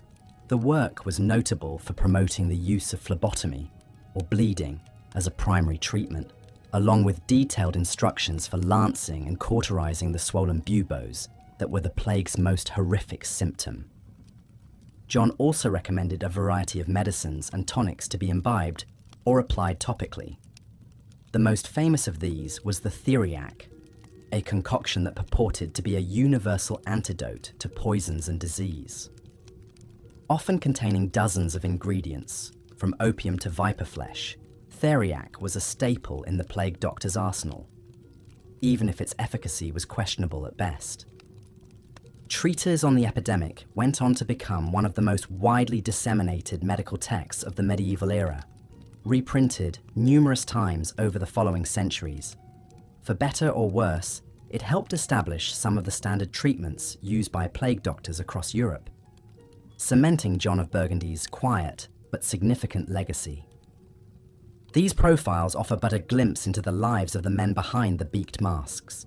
Some were learned physicians, some lay healers, some outright charlatans and profiteers, but they were all united by the grim duty they performed in the face of a terrible foe. Each, in their own way, represents a facet of the enduring legend of the plague doctor, at once a symbol of selfless service and sinister pseudoscience, a dark and captivating figure who still haunts the human imagination. Part 7. The Plague Doctor in Art and Literature. For centuries after the Black Death faded into history, the spectre of the Plague Doctor endured in European art and literature. With their ominous beaked masks, long black coats, and aura of death, these grim figures became iconic symbols of pestilence and human frailty. In the world of visual art, plague doctors frequently appeared as dark, haunting presences in scenes of suffering and lamentation. One of the earliest and most famous examples is The Triumph of Death, a 15th century fresco by Italian artist Buonamico Buffalmacco. Painted on the walls of the Camposanto Monumentale cemetery in Pisa, the unsettling work depicts the devastating impact of the Black Death. Amidst the piles of corpses and wailing survivors, a menacing figure in a black hood and beaked mask emerges, unmistakably a plague doctor. He points an accusing finger at a group of young noblemen and women, as if to say that death comes for rich and poor alike. This motif of the plague doctor as a kind of grim reaper, an emissary of mortality, recurs throughout medieval and Renaissance art. Another famous artistic trope involving plague doctors is the danse macabre, or dance of death. A common allegorical genre in the late Middle Ages, the danse macabre depicts figures from all walks of life: kings, popes, peasants, children, being led in a grim promenade to the grave by skeletal personifications of death. In many of these eerie scenes, plague doctors make an appearance, their unsettling masks and garb adding to the overall atmosphere of horror and inevitability. One notable example is Matthias Marien's 1649 engraving, which shows a beaked plague doctor joining the procession of the doomed, holding aloft an hourglass to signify the fleeting nature of life. But it wasn't just in the visual arts that plague doctors cast their long shadow. They also stalked the pages of literature across the centuries.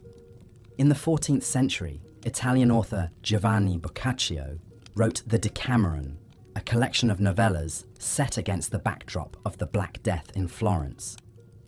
While the plague doctor is not a central figure in these bawdy and satirical tales, they do make occasional appearances, usually as symbols of the futility of human efforts against divine punishment. In one memorable passage, Boccaccio describes the plague doctors as men who did naught but go about with spices and medicaments, the stench whereof was of itself sufficient to have occasioned sickness to any that scented it. Centuries later, the plague doctor would emerge as a chilling character in the works of Gothic and horror writers. In Edgar Allan Poe's bleak short story, The Masque of the Red Death, a mysterious figure in a habiliment of the grave, with a mask made so nearly to resemble the countenance of a stiffened corpse, crashes a decadent masquerade ball as pestilence devastates the land outside. While not explicitly identified as a plague doctor, the eerie stranger bears all the hallmarks of the iconic outfit, serving as an avatar of the inescapable contagion. Through Poe's blood-tinted lens, the plague doctor becomes a malevolent supernatural presence, an embodiment of death itself. British author Daniel Defoe also deployed plague doctor imagery to great effect in A Journal of the Plague Year, his fictionalized account of the Great Plague of London in 1665. Defoe describes the frightful sight of plague doctors stalking about in their black cloaks, masks, gloves and instruments, sowing fear and despair wherever they went. Yet Defoe also acknowledges the courage and self-sacrifice of those who tended to the infected, writing, "But it must be confessed that the charity of the physicians was very great. They ventured their lives to an extreme, and lost their lives by it in a most terrible manner." In Defoe's telling, the plague doctor is both a spectre of death and a heroic martyr, a fitting encapsulation of their complex and contradictory legacy. From the grim frescoes of the Camposanto to the blood-soaked pages of Poe, the plague doctor has long captured the darkest corners of the human imagination. Even as the real-life plague doctors faded into history, their macabre legend lived on, preserved in the amber of countless paintings, prints, and stories. Their enduring hold on our collective psyche speaks to the way they embodied the deepest of human fears, of suffering, of powerlessness, of death itself. Forever frozen in their eerie beaked masks and black robes, the plague doctor remains a chilling memento mori, an eternal reminder of the precariousness of life and the horrors that once stalked the earth. Part 8. The Decline of the Plague Doctor. As the 17th century gave way to the 18th, the golden age of the plague doctor began to wane. The frequency and severity of outbreaks gradually declined, due in part to improvements in sanitation and quarantine practices, as well as the natural waxing and waning of the disease itself. With fewer epidemics to battle, the demand for specialized plague doctors decreased. At the same time, the medical theories and treatments that had long underpinned the plague doctor's craft were coming under increasing scrutiny.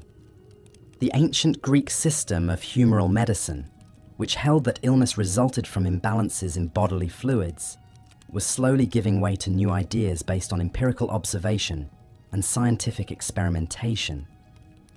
One of the most vocal critics of traditional plague medicine was the Swiss physician Paracelsus. A controversial figure known for his iconoclastic views and fiery temperament, Paracelsus rejected the orthodoxies of Galenic medicine, including the use of bleeding and purging to restore humoral balance. He argued that diseases had specific causes that could be treated with targeted remedies, rather than the catch-all cures favoured by many plague doctors. While Paracelsus himself died long before the heyday of the plague doctor, his ideas helped pave the way for a more modern, scientific approach to medicine. As the old ways came under fire, many of the treatments employed by plague doctors were increasingly discredited. The use of theriac, the supposed wonder drug that had been a staple of the plague doctor's arsenal for centuries, was particularly lambasted. Critics pointed out that the concoction, with its dizzying array of ingredients from opium to viper flesh, was essentially useless against the plague, if not actively harmful. Other common plague doctor practices, like bloodletting and induced vomiting, also fell out of favour as their ineffectiveness and potential dangers became apparent. The iconic plague doctor costume itself, with its ominous beaked mask and waxed leather coat, was ridiculed as a relic of a superstitious and ignorant age. Yet even as the plague doctor's star faded in Western Europe, they lingered on in some parts of the world. In the more remote reaches of Eastern Europe and Russia, where outbreaks of bubonic plague continued to flare up sporadically, plague doctors could still be found plying their trade well into the 19th century. One of the last recorded plague doctors was a Russian by the name of Danilo Samoilovich, who battled outbreaks in the Ukraine and Crimea in the 1780s. Samoilovich was a forward-thinking physician who rejected many of the old superstitions surrounding the plague. He promoted the use of quarantine and sanitation measures, and even conducted early experiments with a form of inoculation using dried pustule matter from plague victims. Yet even as Samoilovich worked to modernize plague medicine, he still clung to some of the trappings of the traditional plague doctor. He was known to wear a modified version of the beaked mask and protective clothing, and he subscribed to the theory that the plague was spread by miasmas, or noxious vapors. In many ways, Samoilovich embodied the complex legacy of the plague doctor, a figure caught between the old world and the new, straddling the line between superstition and science. As the 19th century dawned, men like Samoilovich would be among the last to wear the beaked mask and black robes that had once struck such fear and awe into the hearts of the afflicted. But even as the living practice faded into history, the plague doctor endured as a powerful visual and cultural symbol. The eerie spectre of the beaked mask and black coat became permanently lodged in the European imagination, a shorthand for the horrors of pestilence and the ravages of death. In our modern age, with its advanced medical knowledge and sophisticated public health systems, it can be hard to fathom the world of the plague doctor. Their methods may seem primitive, even barbaric to our eyes. Yet in their time, these haunting figures represented the front lines of a desperate battle against a pitiless foe. Though their remedies were often useless and their theories misguided, the plague doctors were the ones who ventured into the heart of the hot zone, the ones who faced the dread disease on its own turf. For that courage and sacrifice, if nothing else, they deserve our respect and remembrance. So let us spare a thought for the men behind the beaked masks, the learned physicians and lowly barber surgeons, the opportunistic quacks and selfless heroes. Theirs was a grim and thankless trade, but one that forever left its mark on human history.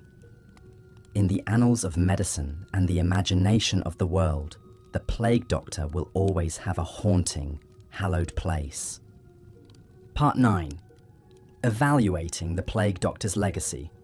Looking back on the long, grim history of the plague doctor, it's easy to view them as little more than a morbid curiosity.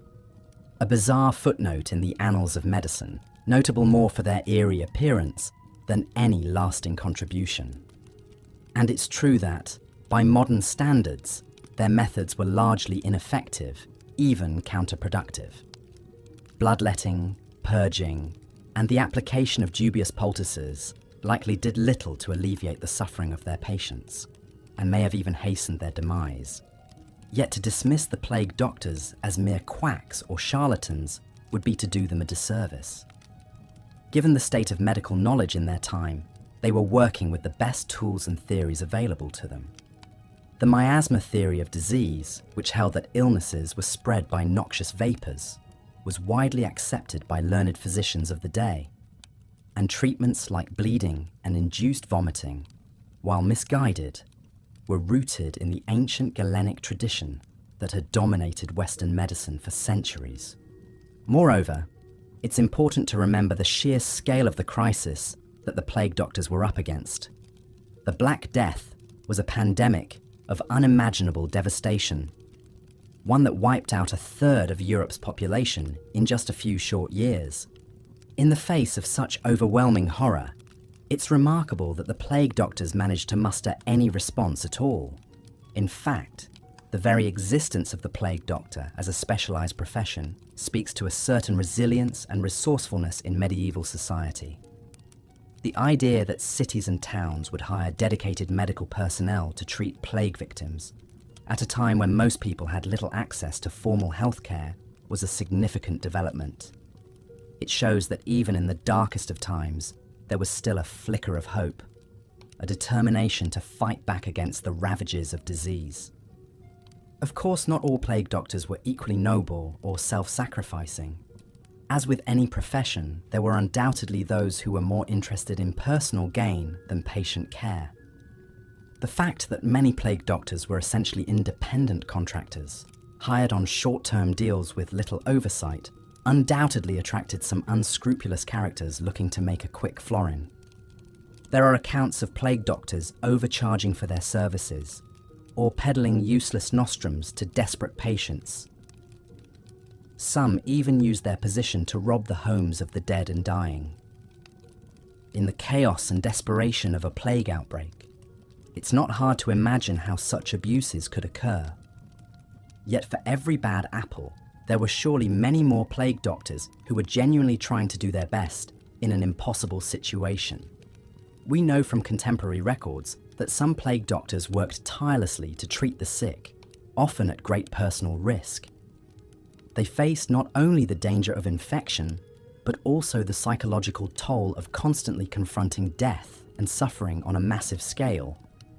Some, like the famed Nostradamus, even turned to unorthodox methods like promoting cleanliness and fresh air in an attempt to combat the disease. While these measures were not enough to halt the plague in its tracks, they do suggest a certain progressive spirit, a willingness to think beyond the conventional wisdom. Perhaps the most fitting testament to the plague doctor's legacy is the fact that even today, they endure as a potent symbol in our collective imagination. The image of the bee. The plague doctor's legacy endured long after the Black Death faded into history. In the centuries that followed, these eerie figures continued to haunt the European imagination, appearing again and again in art, literature, and folklore. One of the most famous artistic representations of the plague doctor comes from the 15th century danse macabre genre. These morbid, yet fascinating works, often found in churches and graveyards, depicted the skeletal figure of death, leading people from all walks of life in a ghoulish dance. Among the doomed procession, one can often spot the unmistakable beak-masked visage of a plague doctor, a chilling reminder of the era's ever-present spectre of disease and mortality. The plague doctor also stalks the pages of literature across the centuries. In the 14th century, Italian author Giovanni Boccaccio set his classic work, The Decameron, during a plague outbreak. weaving vivid descriptions of the futile ministrations of plague doctors into his tragicomic tales. Centuries later, Daniel Defoe's A Journal of the Plague Year and Edgar Allan Poe's The Masque of the Red Death would feature memorable cameos by these ominous figures. But perhaps the plague doctor's most enduring role has been as a visual symbol, a simple yet striking image that conveys volumes about the Black Death and medieval medicine. From woodcuts to engravings to modern-day Halloween costumes, the sight of that grim, beaked silhouette instantly conjures up thoughts of pestilence, dread, and the macabre. It has become a kind of visual shorthand for the horrors of the past. Yet even as the plague doctor became entrenched in the popular imagination, the actual practice of specialized plague medicine gradually faded away. By the 17th century, outbreaks of the bubonic plague had become less frequent and less severe across much of Europe. At the same time, the plague doctor's methods, from bloodletting to theriac, were increasingly discredited by new medical thinkers like Paracelsus and Vesalius, who began to question the ancient Greek humoral theories that underpinned so much of medieval medicine. To be sure, a few plague doctors still plied their trade into the 18th and even 19th centuries, particularly in the more remote reaches of Eastern Europe. But by and large, these once ubiquitous figures had disappeared from the streets and sick rooms of European towns and cities. The age of the plague doctor had passed. Looking back from the vantage point of the modern world, it can be difficult to pass judgment on these enigmatic figures. On one hand, it's impossible to deny the profound limitations and outright failures of the plague doctor's methods. For all their efforts, they saved precious few lives and may have helped spread disease in some cases. Seen in this light, they seem to be little more than misguided meddlers, peddlers of false hope and fatal remedies. Yet at the same time, there is something undeniably noble and brave about the plague doctor's willingness to confront an unspeakable horror again and again, armed with little more than specious theories and makeshift protective gear. In an age when many physicians fled plague-stricken areas in droves, these curious men chose to stay and fight, to face down the Reaper in his own domain. That takes a special kind of courage, however misguided. Perhaps in the end, the plague doctor's legacy is neither that of a hero nor a villain, but something more complicated and more human. They were both selfless servants and slightly sinister opportunists, both guardians of life and harbingers of death. In many ways, they embodied the full spectrum of human nature during times of existential crisis, our capacity for altruism and avarice, for bravery and blunder, for determination and despair. And there may be lessons for our own time in the plague doctor's long, strange history. Today, as new pandemic threats like COVID-19 stalk the globe, we find ourselves grappling with many of the same challenges and conundrums that confronted our medieval forebears. We too are searching for cures and containment, for explanations and scapegoats. We too have our valiant frontline medics and our questionable quacks and profiteers. Most of all, perhaps, the plague doctor reminds us of our own fragility in the face of unfathomable catastrophe. For all our modern scientific and medical prowess, we remain deeply vulnerable to the whims of nature, to the ravages of disease. In times like these, the beaked mask begins to feel less like a historical relic and more like a mirror, reflecting back our own deepest anxieties about death, disorder, and the unknown. Yet even in the darkest days of the Black Death, humanity endured. People found small moments of joy, connection, and resilience amidst oceans of suffering. Today, as we don our own masks and confront our own invisible enemy, we would do well to remember that, because in the end, that may be the plague doctor's most enduring lesson, not how to cure disease, but how to survive it with our humanity intact. And so the plague doctor takes their place in the annals of medical history.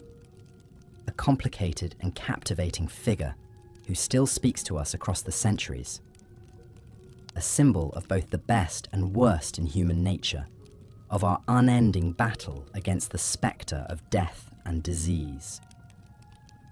Though their beak mask and black cloak may seem alien and unsettling to our modern eyes, there is something strangely familiar about their story, something that echoes in our own time of pandemic and uncertainty.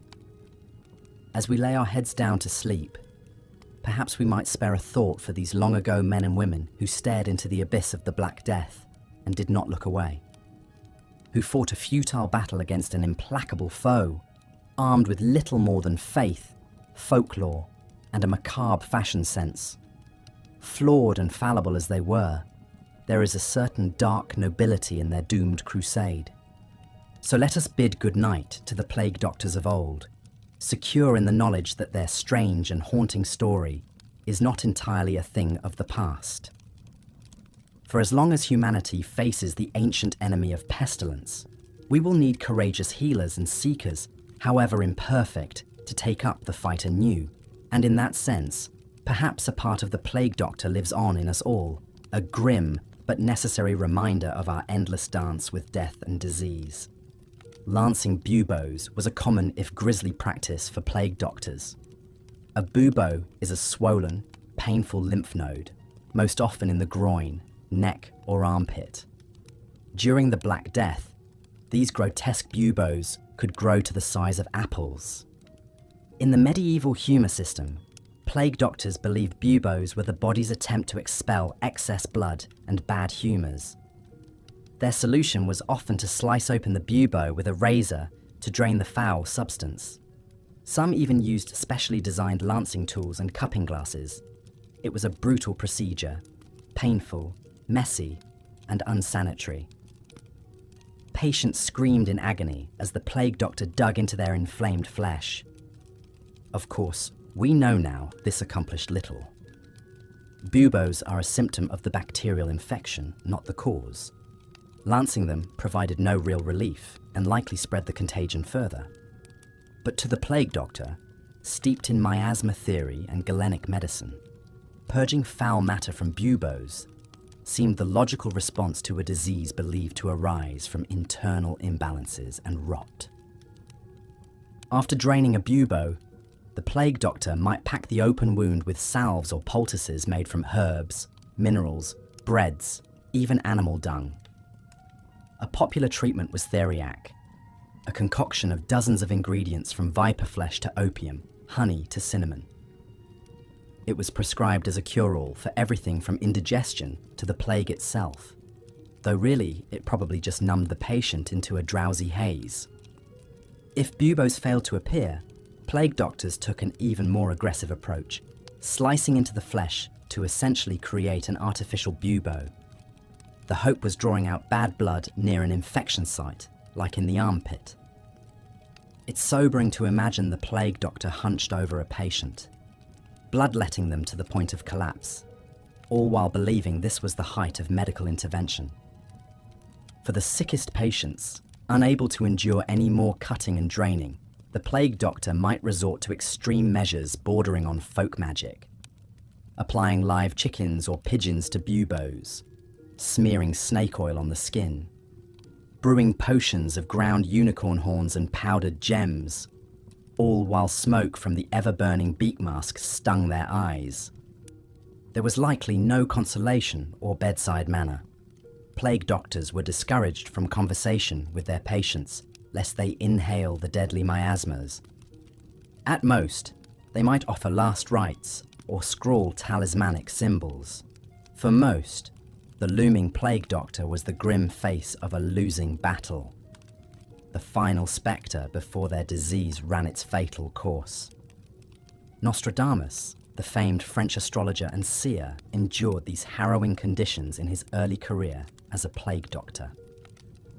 As a young man in the 1520s, he travelled through Provence, treating the afflicted. It's estimated he tended to hundreds of plague victims at great personal risk. One wonders what sights and horrors those eyes beheld, peering out from that eerie beaked mask. Did the great prophet foresee his own destiny, a life of fame and legend?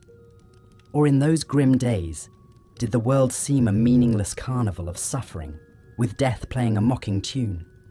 What we know is that Nostradamus emerged from the ordeal with a reputation as a skilled and selfless doctor. He even wrote a handbook called Traité des Fardements, detailing his hard-earned methods and remedies. His experiences also shaped his view of fate and the supernatural, the idea that unseen forces move human affairs, be they the stars above or the pestilence within. For the plague doctor, it must have been a surreal existence, trapped between the dying and the dead, the earthly and the otherworldly. They stalked the hazy borders of the known, a lonely figure fighting a metaphysical battle as much as a medical one. Steeped in sickness and dread, did some turn to mysticism, alchemy, and the occult out of desperation? Or as a source of grim comfort in a world unraveled by pestilence? Such was the strange mental and spiritual landscape of the medieval plague doctor, ministering at the edges of natural philosophy and morbid superstition, saturated in disease and death, confronting the limits of mortal understanding.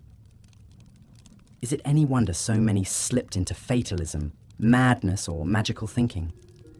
After all, the plague seemed to obey no law of nature, erupting from the mists to decimate princes and peasants alike, before receding into the shadows. Perhaps we can forgive the plague doctors their bloodletting and fumigations, their talismans and potions. They fought the unforgiving fight with the only weapons their world had given them: ancient texts, folk traditions, a doctor's mask, and simple human perseverance. Though they retreated further behind bizarre rituals and costumes, they still marched out to greet the Grim Reaper day after day, an army of Hippocrates meeting the apocalyptic horseman head-on. What emerges is a figure both unsettling and oddly heroic, a mirror held up to humanity's eternal struggle against the void. Their life was a danse macabre, a final waltz with oblivion. And though the age of the plague doctor has long passed, their spirit echoes through the centuries, a memento mori of the healer's burden and the fragility of flesh and blood. So let us give this strange spectre their due, not as saviour or charlatan, but as flawed avatar of all who would defy death. They stood on the precipice of the Black Death and fought it the only way they knew. Their silhouette endures, eerie, tragic, darkly captivating, a shadow from a distant century, but one that still haunts the edges of our own. Part 4. Medical Beliefs and Treatments. As the plague doctor made his solemn rounds through the afflicted village, his attentions turned to the grim work of treatment. In an age before germ theory and modern medical science, the battle against pestilence was often a desperate struggle in the dark. The plague doctor, like most physicians of his era, practiced within the framework of the ancient Greek humoral theory of medicine. This venerable system, handed down from the teachings of Hippocrates and Galen, held that the human body was governed by 4 cardinal fluids: blood, phlegm, black bile, and yellow bile. In a healthy body, these humours existed in perfect balance. But when a humoral excess or deficiency occurred, the result was sickness and disease. The plague doctor's treatments, however strange and appalling they may appear to modern eyes, aimed to restore this delicate equilibrium. The most common weapon in the plague doctor's arsenal was bloodletting. Since antiquity, bleeding had been seen as an effective means to drain corrupt or excessive humours from the body. The plague doctor might open a vein in the arm or apply leeches to draw out the tainted blood. More aggressive bleeding targeted specific areas, like the neck, to treat the buboes that so tormented the afflicted. In a time without anaesthetic, one can only imagine the added anguish these gory ministrations inflicted on the suffering patient. Another favoured practice was the lancing of the buboes. The plague doctor would pierce and drain these grotesque swellings. thought to be concentrations of putrefied humours. The resulting wounds would then be cauterized with a red-hot iron or treated with an ointment of honey, garlic, and onion. For many, the agony of the cure rivaled that of the disease itself. Alongside these surgical horrors, the plague doctor also plied an array of potions, tonics, and unguents. Many aimed to induce vigorous purging, whether by sweating, vomiting, or diarrhea. The idea was to expel the noxious humours from the body by any means necessary. One popular preparation was theriac, a concoction containing dozens of ingredients, including viper flesh, opium, and myrrh. Though costly and complex to prepare, theriac was hailed as a cure-all for poison and pestilence. Apothecaries did a brisk business concocting these dubious remedies. Gentler palliatives, like rosewater, violets, and comfrey root, were prescribed to soothe fevers and restore strength. But in truth, few of these preparations offered more than fleeting comfort against the ravages of the plague. Perhaps sensing the limits of their art, many plague doctors resorted to more metaphysical methods.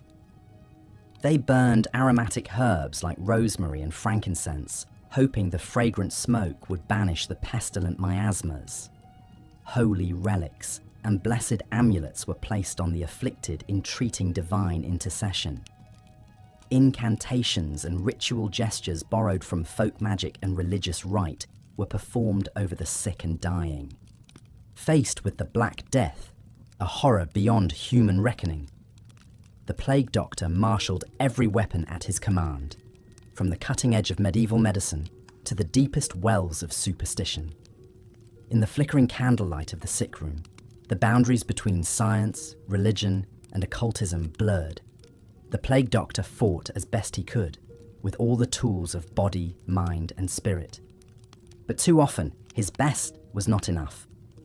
The humoral treatments, for all their sound and fury, offered little more than false hope in most cases. The buboes still erupted, the fevers still raged, and the afflicted slipped away into the long, dark night of death. The plague doctor could only watch, helpless behind his ominous mask, as another soul passed beyond reach of his dubious cures. It is perhaps little wonder that the plague doctor became such a hated and dreaded figure. To the sick, he represented torment heaped upon torment, a grim reaper of bloodletting and boil lancing. To the healthy, he was an omen of doom, a walking reminder that none were safe from the pestilence. In a world unravelled by unimaginable calamity, the plague doctor was both a desperate hope and an avatar of deepest fears. As the doctor left the humble cottage and walked into the gloaming, his footsteps were dogged by the weeping of the bereaved and the groans of the afflicted. How many more would he treat tonight, only to consign to the flames come dawn? How long before the pestilence burned itself out, or consumed them all in its insatiable maw? These were questions without answers, in a time when the old certainties had crumbled to ash. The plague doctor could only continue his grim work, hoping that his efforts might save a precious few. In a dark time beyond human understanding, this was perhaps the most that any mortal could do. Part 5. The life of a plague doctor. To be a plague doctor in a medieval city was to inhabit a world of perpetual twilight and looming shadow. Each day brought a relentless procession of the sick, the dying, and the dead. From dawn until dusk, and often deep into the haunted watches of the night, the plague doctor made his solemn rounds. His was a life of ceaseless toil and harrowing personal risk. While his macabre costume offered some meagre protection, every visit to an infected household, every examination of a plague-ridden body, invited peril. The plague doctor lived in constant fear that the very air he breathed, tainted by miasmas, might convey the pestilence into his own lungs. A plague doctor's day began with a visit to the town's alderman or health committee. Here he would receive his list of patients and his stipend, a princely sum that recognized the dangers of his work. Girded in his ominous regalia, he would set out into the labyrinth of narrow, winding streets. As he walked, the city's surviving inhabitants would shrink from him, turning their faces or making the sign of the cross. To them, the doctor's looming silhouette had become a chilling portent, an unwelcome herald of suffering and loss. Even children would flee at the sight of his beaked visage, his black cloak billowing in the fetid breeze. At each afflicted house, the plague doctor would pause, steeling himself before the horrors within. He would assess the suffering victims, examine the buboes, dispense his meager physic. If the patient had died in the night, he would inspect the ravaged body, searching for signs that might shed light on the disease's hellish workings. More than a physician, the plague doctor was also an agent of public order in a city besieged by chaos. He would direct the boarding up of infected houses, ordering the dread quarantine. He oversaw the disposal of the dead and the burning of their contaminated belongings. His work was a bulwark against the disintegration of civilized life itself. As the day wore on into darkness, the doctor would return to the health committee to make his report. The names of the dead would be duly recorded, the progress of the pestilence charted with a heavy hand. Then it was off into the night again, to check on critical cases or answer some fresh cry of lamentation. The emotional and psychological toll of such a life can hardly be overstated. To be surrounded by constant suffering, to daily don the mantle of a spectre of death, exacted a grim price. In the journals and letters that survive from these dark times, we catch glimpses of plague doctors grappling with the enormity of their task. Some turn to drink, losing themselves in the temporary oblivion of wine or ale. Others sought solace in piety, spending what few free hours remained in fervent prayer. Gallows humour, that ancient refuge of those in proximate peril, was a common coping mechanism. Plague doctors became known for their macabre jests and grim witticisms. A few rare souls even found a kind of resolute purpose in the crucible of the crisis. They saw their work, for all its futility and horror, as a sacred calling. In tending to the afflicted, in bearing witness to suffering, they found a higher meaning. Even as they walked through the valley of the shadow of death, they committed themselves to the service of their fellow man. But for most, the life of a plague doctor was a trial beyond human endurance. Many lasted only a few months before succumbing to exhaustion, despair, or the pestilence itself. They joined the legions of the dead, their beaked masks and black cloaks no protection against the ravages of the plague. And yet, for as long as the city's silver continued to find its way into trembling palms, there were always more to take up the grim work. In a time when all social bonds were frayed to the breaking point, when all hope seemed lost in a sea of suffering, there would be plague doctors. Through the worst of the medieval world's darkest hours, these haunting figures endured, part physician, part priest, part reaper, steadfast in the face of the unspeakable. As the sun set over the medieval city, an eerie figure emerged from the shadows. Clad head to toe in black oilcloth, with a wide-brimmed hat and a long beak-like mask, the plague doctor struck a chilling silhouette against the fading light. To the frightened citizens, huddled in their homes, praying to be spared from pestilence, this ominous spectre represented both their last hope and their worst fear. For the plague doctor himself, it was another long night of confronting the deadliest disease in human history. The life of a medieval plague doctor was one of unimaginable horror, hardship, and heartbreak. Armed with little more than ancient medical theories, superstitious remedies, and a macabre sense of duty, these grim figures ventured into the very heart of the Black Death to treat the sick and bear witness to the suffering. It was a role that demanded equal parts bravery and desperation. as many plague doctors were simply untested physicians, failed academics, or even common charlatans looking to profit from the pandemonium. But for the true doctors who answered the call, like Charles Delorme, the French physician often credited with inventing the iconic plague doctor outfit, it was a higher calling. In 1619, as the bubonic plague ravaged Paris, Delorme designed an ensemble intended to protect the wearer from the deadly miasmas believed to spread the disease. The long leather coat was waxed for repelling noxious fluids, while the beak-like mask could be stuffed with straw, herbs, and spices to filter the foul air. Completing the outfit were leather breeches, gloves, boots, and a wide-brimmed leather hat that signified the doctor's profession. In this foreboding garb, the plague doctor would set out to examine the infected and administer what limited treatments the era could provide. Working from the ancient Greek theory of bodily humours, plague doctors sought to rebalance the blood, phlegm, and bile through aggressive and often gruesome means. Bloodletting, lancing buboes, forced purgatives, and foul-smelling poultices were the order of the day. Just as often, the plague doctor would resort to more superstitious fare, like magical amulets, chanted spells, and copious amounts of theriac, a cure-all concoction containing viper flesh and opium. The sheer gruesomeness and futility of such treatments is almost unfathomable to the modern mind. Imagine you are a medieval plague victim, huddled on a squalid cot, feverish and racked with pain from the swollen buboes in your armpits and groin. The shadowy plague doctor looms over you, his beaked visage, like some terrible bird of carrion, come to claim your soul. With dispassionate resolve, he slices open your buboes to drain the foul black pus. The searing pain is eclipsed only by the stench of putrid infection.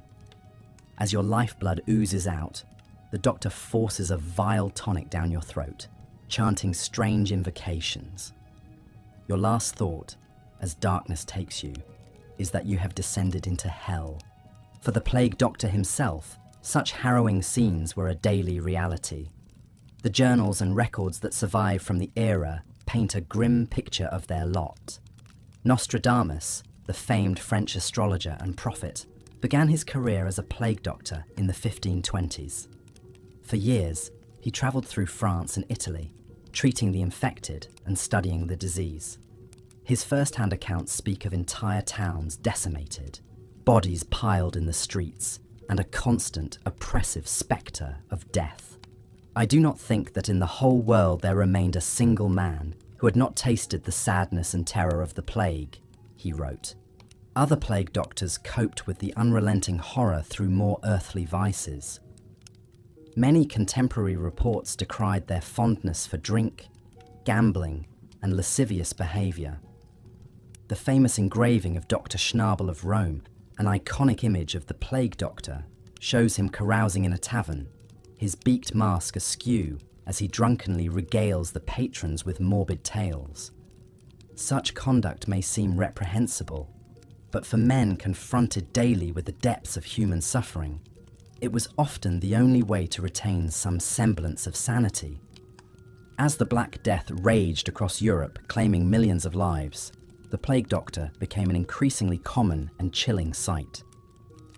In art and literature, he emerged as a grim symbol of the era's mortality and dread. The famous danse macabre genre, which depicted skeletons leading townsfolk in a morbid jig, frequently featured the plague doctor among the revelers. Manuscript illustrations, woodcuts, and memento mori engravings portrayed him as the sardonic emissary of death, ushering the afflicted towards their grisly end with a bony finger. This morbid artistic fascination persisted long after the plague itself abated. In the centuries that followed, the plague doctor became a stock character of the Gothic imagination, appearing in the works of Poe, Shelley, and Dickens as a sinister spectre haunting the shadowy fringes of civilization. Even today, his unsettling image endures as the preeminent icon of the Black Death, a reminder of the horrors our ancestors faced, in the face of unimaginable catastrophe. For those who bore the mantle of the plague doctor, however, there was little glamour or glory to be found. Despite their ominous attire and aura of arcane knowledge, the vast majority of plague doctors were hideously unequipped to combat a disease that laid waste to empires.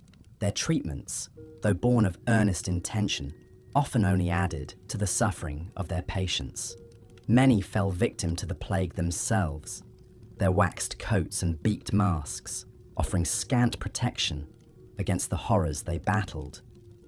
And yet, for all their grim futility, it's hard not to feel a pang of admiration for these dark knights of the Middle Ages. In a time when even kings and bishops fled before the onslaught of the plague, the doctors donned their beaked masks and marched grimly into the fray. They confronted the living nightmare of their age with little more than folk wisdom, blind faith, and a stalwart sense of duty. Though they laboured in the shadow of death, there was a nobility to their calling, a stubborn humanity that not even the ravages of pestilence could extinguish. As the plague doctor faded from history, supplanted by the age of reason and the advent of modern medicine, his haunting spectre lived on in art and imagination.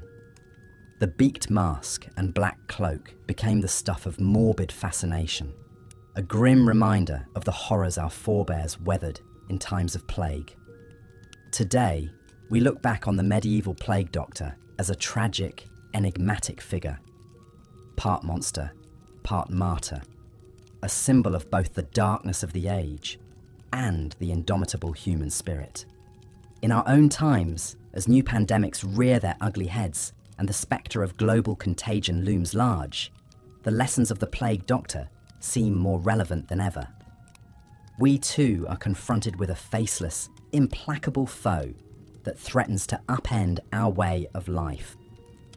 We too must grapple with the limits of our knowledge, the shortcomings of our institutions, and the stark realities of our own mortality. And like the plague doctors of old, we must summon the courage to confront the unthinkable, to stare down the abyss with unwavering resolve. Perhaps in the end, that is the true legacy of the plague doctor. Not the grim visage or the grisly treatments, but the indomitable spirit of compassion and selflessness in the face of overwhelming despair. As we don our own masks and gowns and venture out into an uncertain world, we would do well to remember the example of these dark heroes of history. For in their haunted eyes, we may just catch a glimpse of our own reflection. Fragile, fearful, but forever unbowed in the face of the dark. The plague doctor may belong to the shadows of the past, but his lessons endure in the hearts of all who have ever stood against the tide of pestilence and death.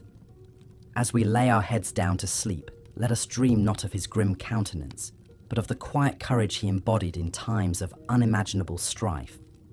For in that courage, we may yet find the strength to face the dark and awaken to a brighter dawn. Part 9. Evaluating the plague doctor's legacy.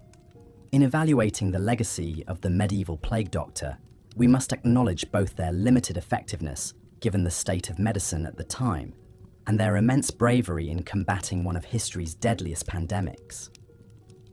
These enigmatic figures, clad in their eerie beak-like masks and long black cloaks, charged fearlessly into infected homes and pestilence-ridden streets, day after day. Armed with little more than a smattering of ancient Greek medical theories, superstitious folklore, and a handful of crude instruments, they faced the Black Death head-on. While plague doctors undoubtedly saved some lives through trial and error, recommending quarantines and basic sanitation, their cures were often ineffective at best and harmful at worst. Bloodletting, induced vomiting, and toxic potions likely hastened the demise of many a desperate patient. And yet, in an age of overwhelming dread and despair, the arrival of the plague doctor also represented a final glimmer of hope for the suffering masses. In many ways, these haunting figures embodied both the best and worst of how humans confront unimaginable crises. On one hand, plague doctors voluntarily waded into some of the darkest, most traumatic circumstances imaginable, offering care and comfort to the sick while risking their own lives. In an era when many physicians simply fled in terror, this selfless service in the face of horror was undeniably valiant. And yet, like controversial figures such as grave robbing, resurrection men, and travelling snake oil salesmen, plague doctors could also callously exploit people's desperation.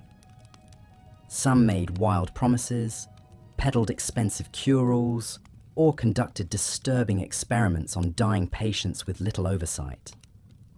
This quackery and fatalism reveals the uglier side of human nature, the unscrupulous opportunism and magical thinking that can fester in times of fear. In the end, perhaps the plague doctor's checkered legacy is a testament to the incredible fragility and resilience of the human spirit in the face of pandemic chaos. They were ultimately little more than a ragtag mix of educated physicians, ambitious apprentices, wandering charlatans, and everyday people thrust into the role by pure necessity. They wore the guise of authority and expertise, while stumbling blindly through the miasmic fog of a medical catastrophe. And yet for the sick, dying and despairing, the mere presence of these ominous figures, their arrival on the doorstep, beaked mask and black cloak billowing, offered one final shred of dignity and hope before the end. For they represented the unshakable human conviction that even against all odds, even in the face of agonizing suffering and mass death, we must always strive to heal and to care. Conclusion. Lessons from the Plague Doctor. As we reflect on the haunting spectre of the Plague Doctor, that iconic symbol of the Black Death, what deeper lessons might we draw about the human condition? At its core, their story speaks to the eternal human struggle to confront the horrors of epidemic disease and mortality. Across the centuries, from the bubonic plague to smallpox to COVID-19, we have turned to medicine, faith, ritual, and even superstition to soothe our primal fears of contagion and death. The Plague Doctor's eerie silhouette reminds us of our own fragility in an indifferent universe, how all our knowledge and sophistication can crumble before the humbling onslaught of nature's tiniest microbes. And yet, just as those haunted medieval streets once again return to the cycles and rhythms of life, humanity endures. Civilizations fall, pandemics rage, and yet we greet the dawn, scour our textbooks and laboratories, rebuild our cities. In our own time, as new pandemic threats revive old fears and debates, we might look beyond the Plague Doctor's primitive missteps and macabre failures. For even through the murkiest nights of uncertainty and despair, these obscure figures stood their ground. They lit a candle in the dark. They showed up for thankless and seemingly impossible work, armed with little more than a sense of duty, a whisper of hope. Who are the Plague Doctors of our modern age? The ordinary heroes throwing themselves between the vulnerable and oblivion. What will future generations remember, rightly or wrongly, about our own doctors on the pandemic front lines? Our public health soldiers waging nightly battle against nature's invisible armies. Will they be honoured for their selfless service and sacrifice, or criticised for their shortcomings and blind spots?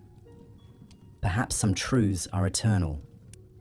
In times of historic crisis, when panic, grief, and disorder reign, we seek out symbols to project our deepest hopes and fears. And what could be more darkly captivating than the Plague Doctor, that grim reaper made flesh, stalking through our fevered nightmares and crowded sick rooms, medicine and mortality intertwined.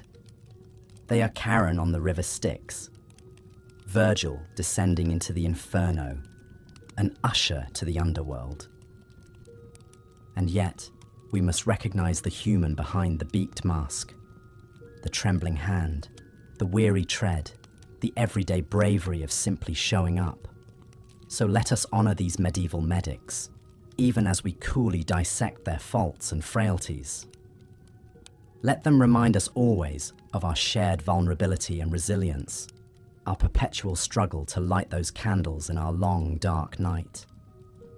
The next time you see that chilling silhouette on the pages of a dusty chronicle, in the shadows of a hallowed museum, or the digital halls of a late-night YouTube deep dive, take a moment to reflect, for you are gazing into a mirror of the human condition, an eternal tableau of suffering and succor, hubris and humility, despair and determination. And as we close this particular chronicle, this ancient yet urgently relevant tale of the plague doctor, let us embrace the stillness of the night. Let those medieval shadows grow long, those narrow streets and busy markets of the mind slowly clear out and grow quiet. Rest now and dream of a brighter tomorrow, where wisdom and compassion might yet triumph over pestilence and fear. Until next time, be well. End with soft suggestion to like, subscribe if enjoying the content, and wishing the listener good night and sweet dreams.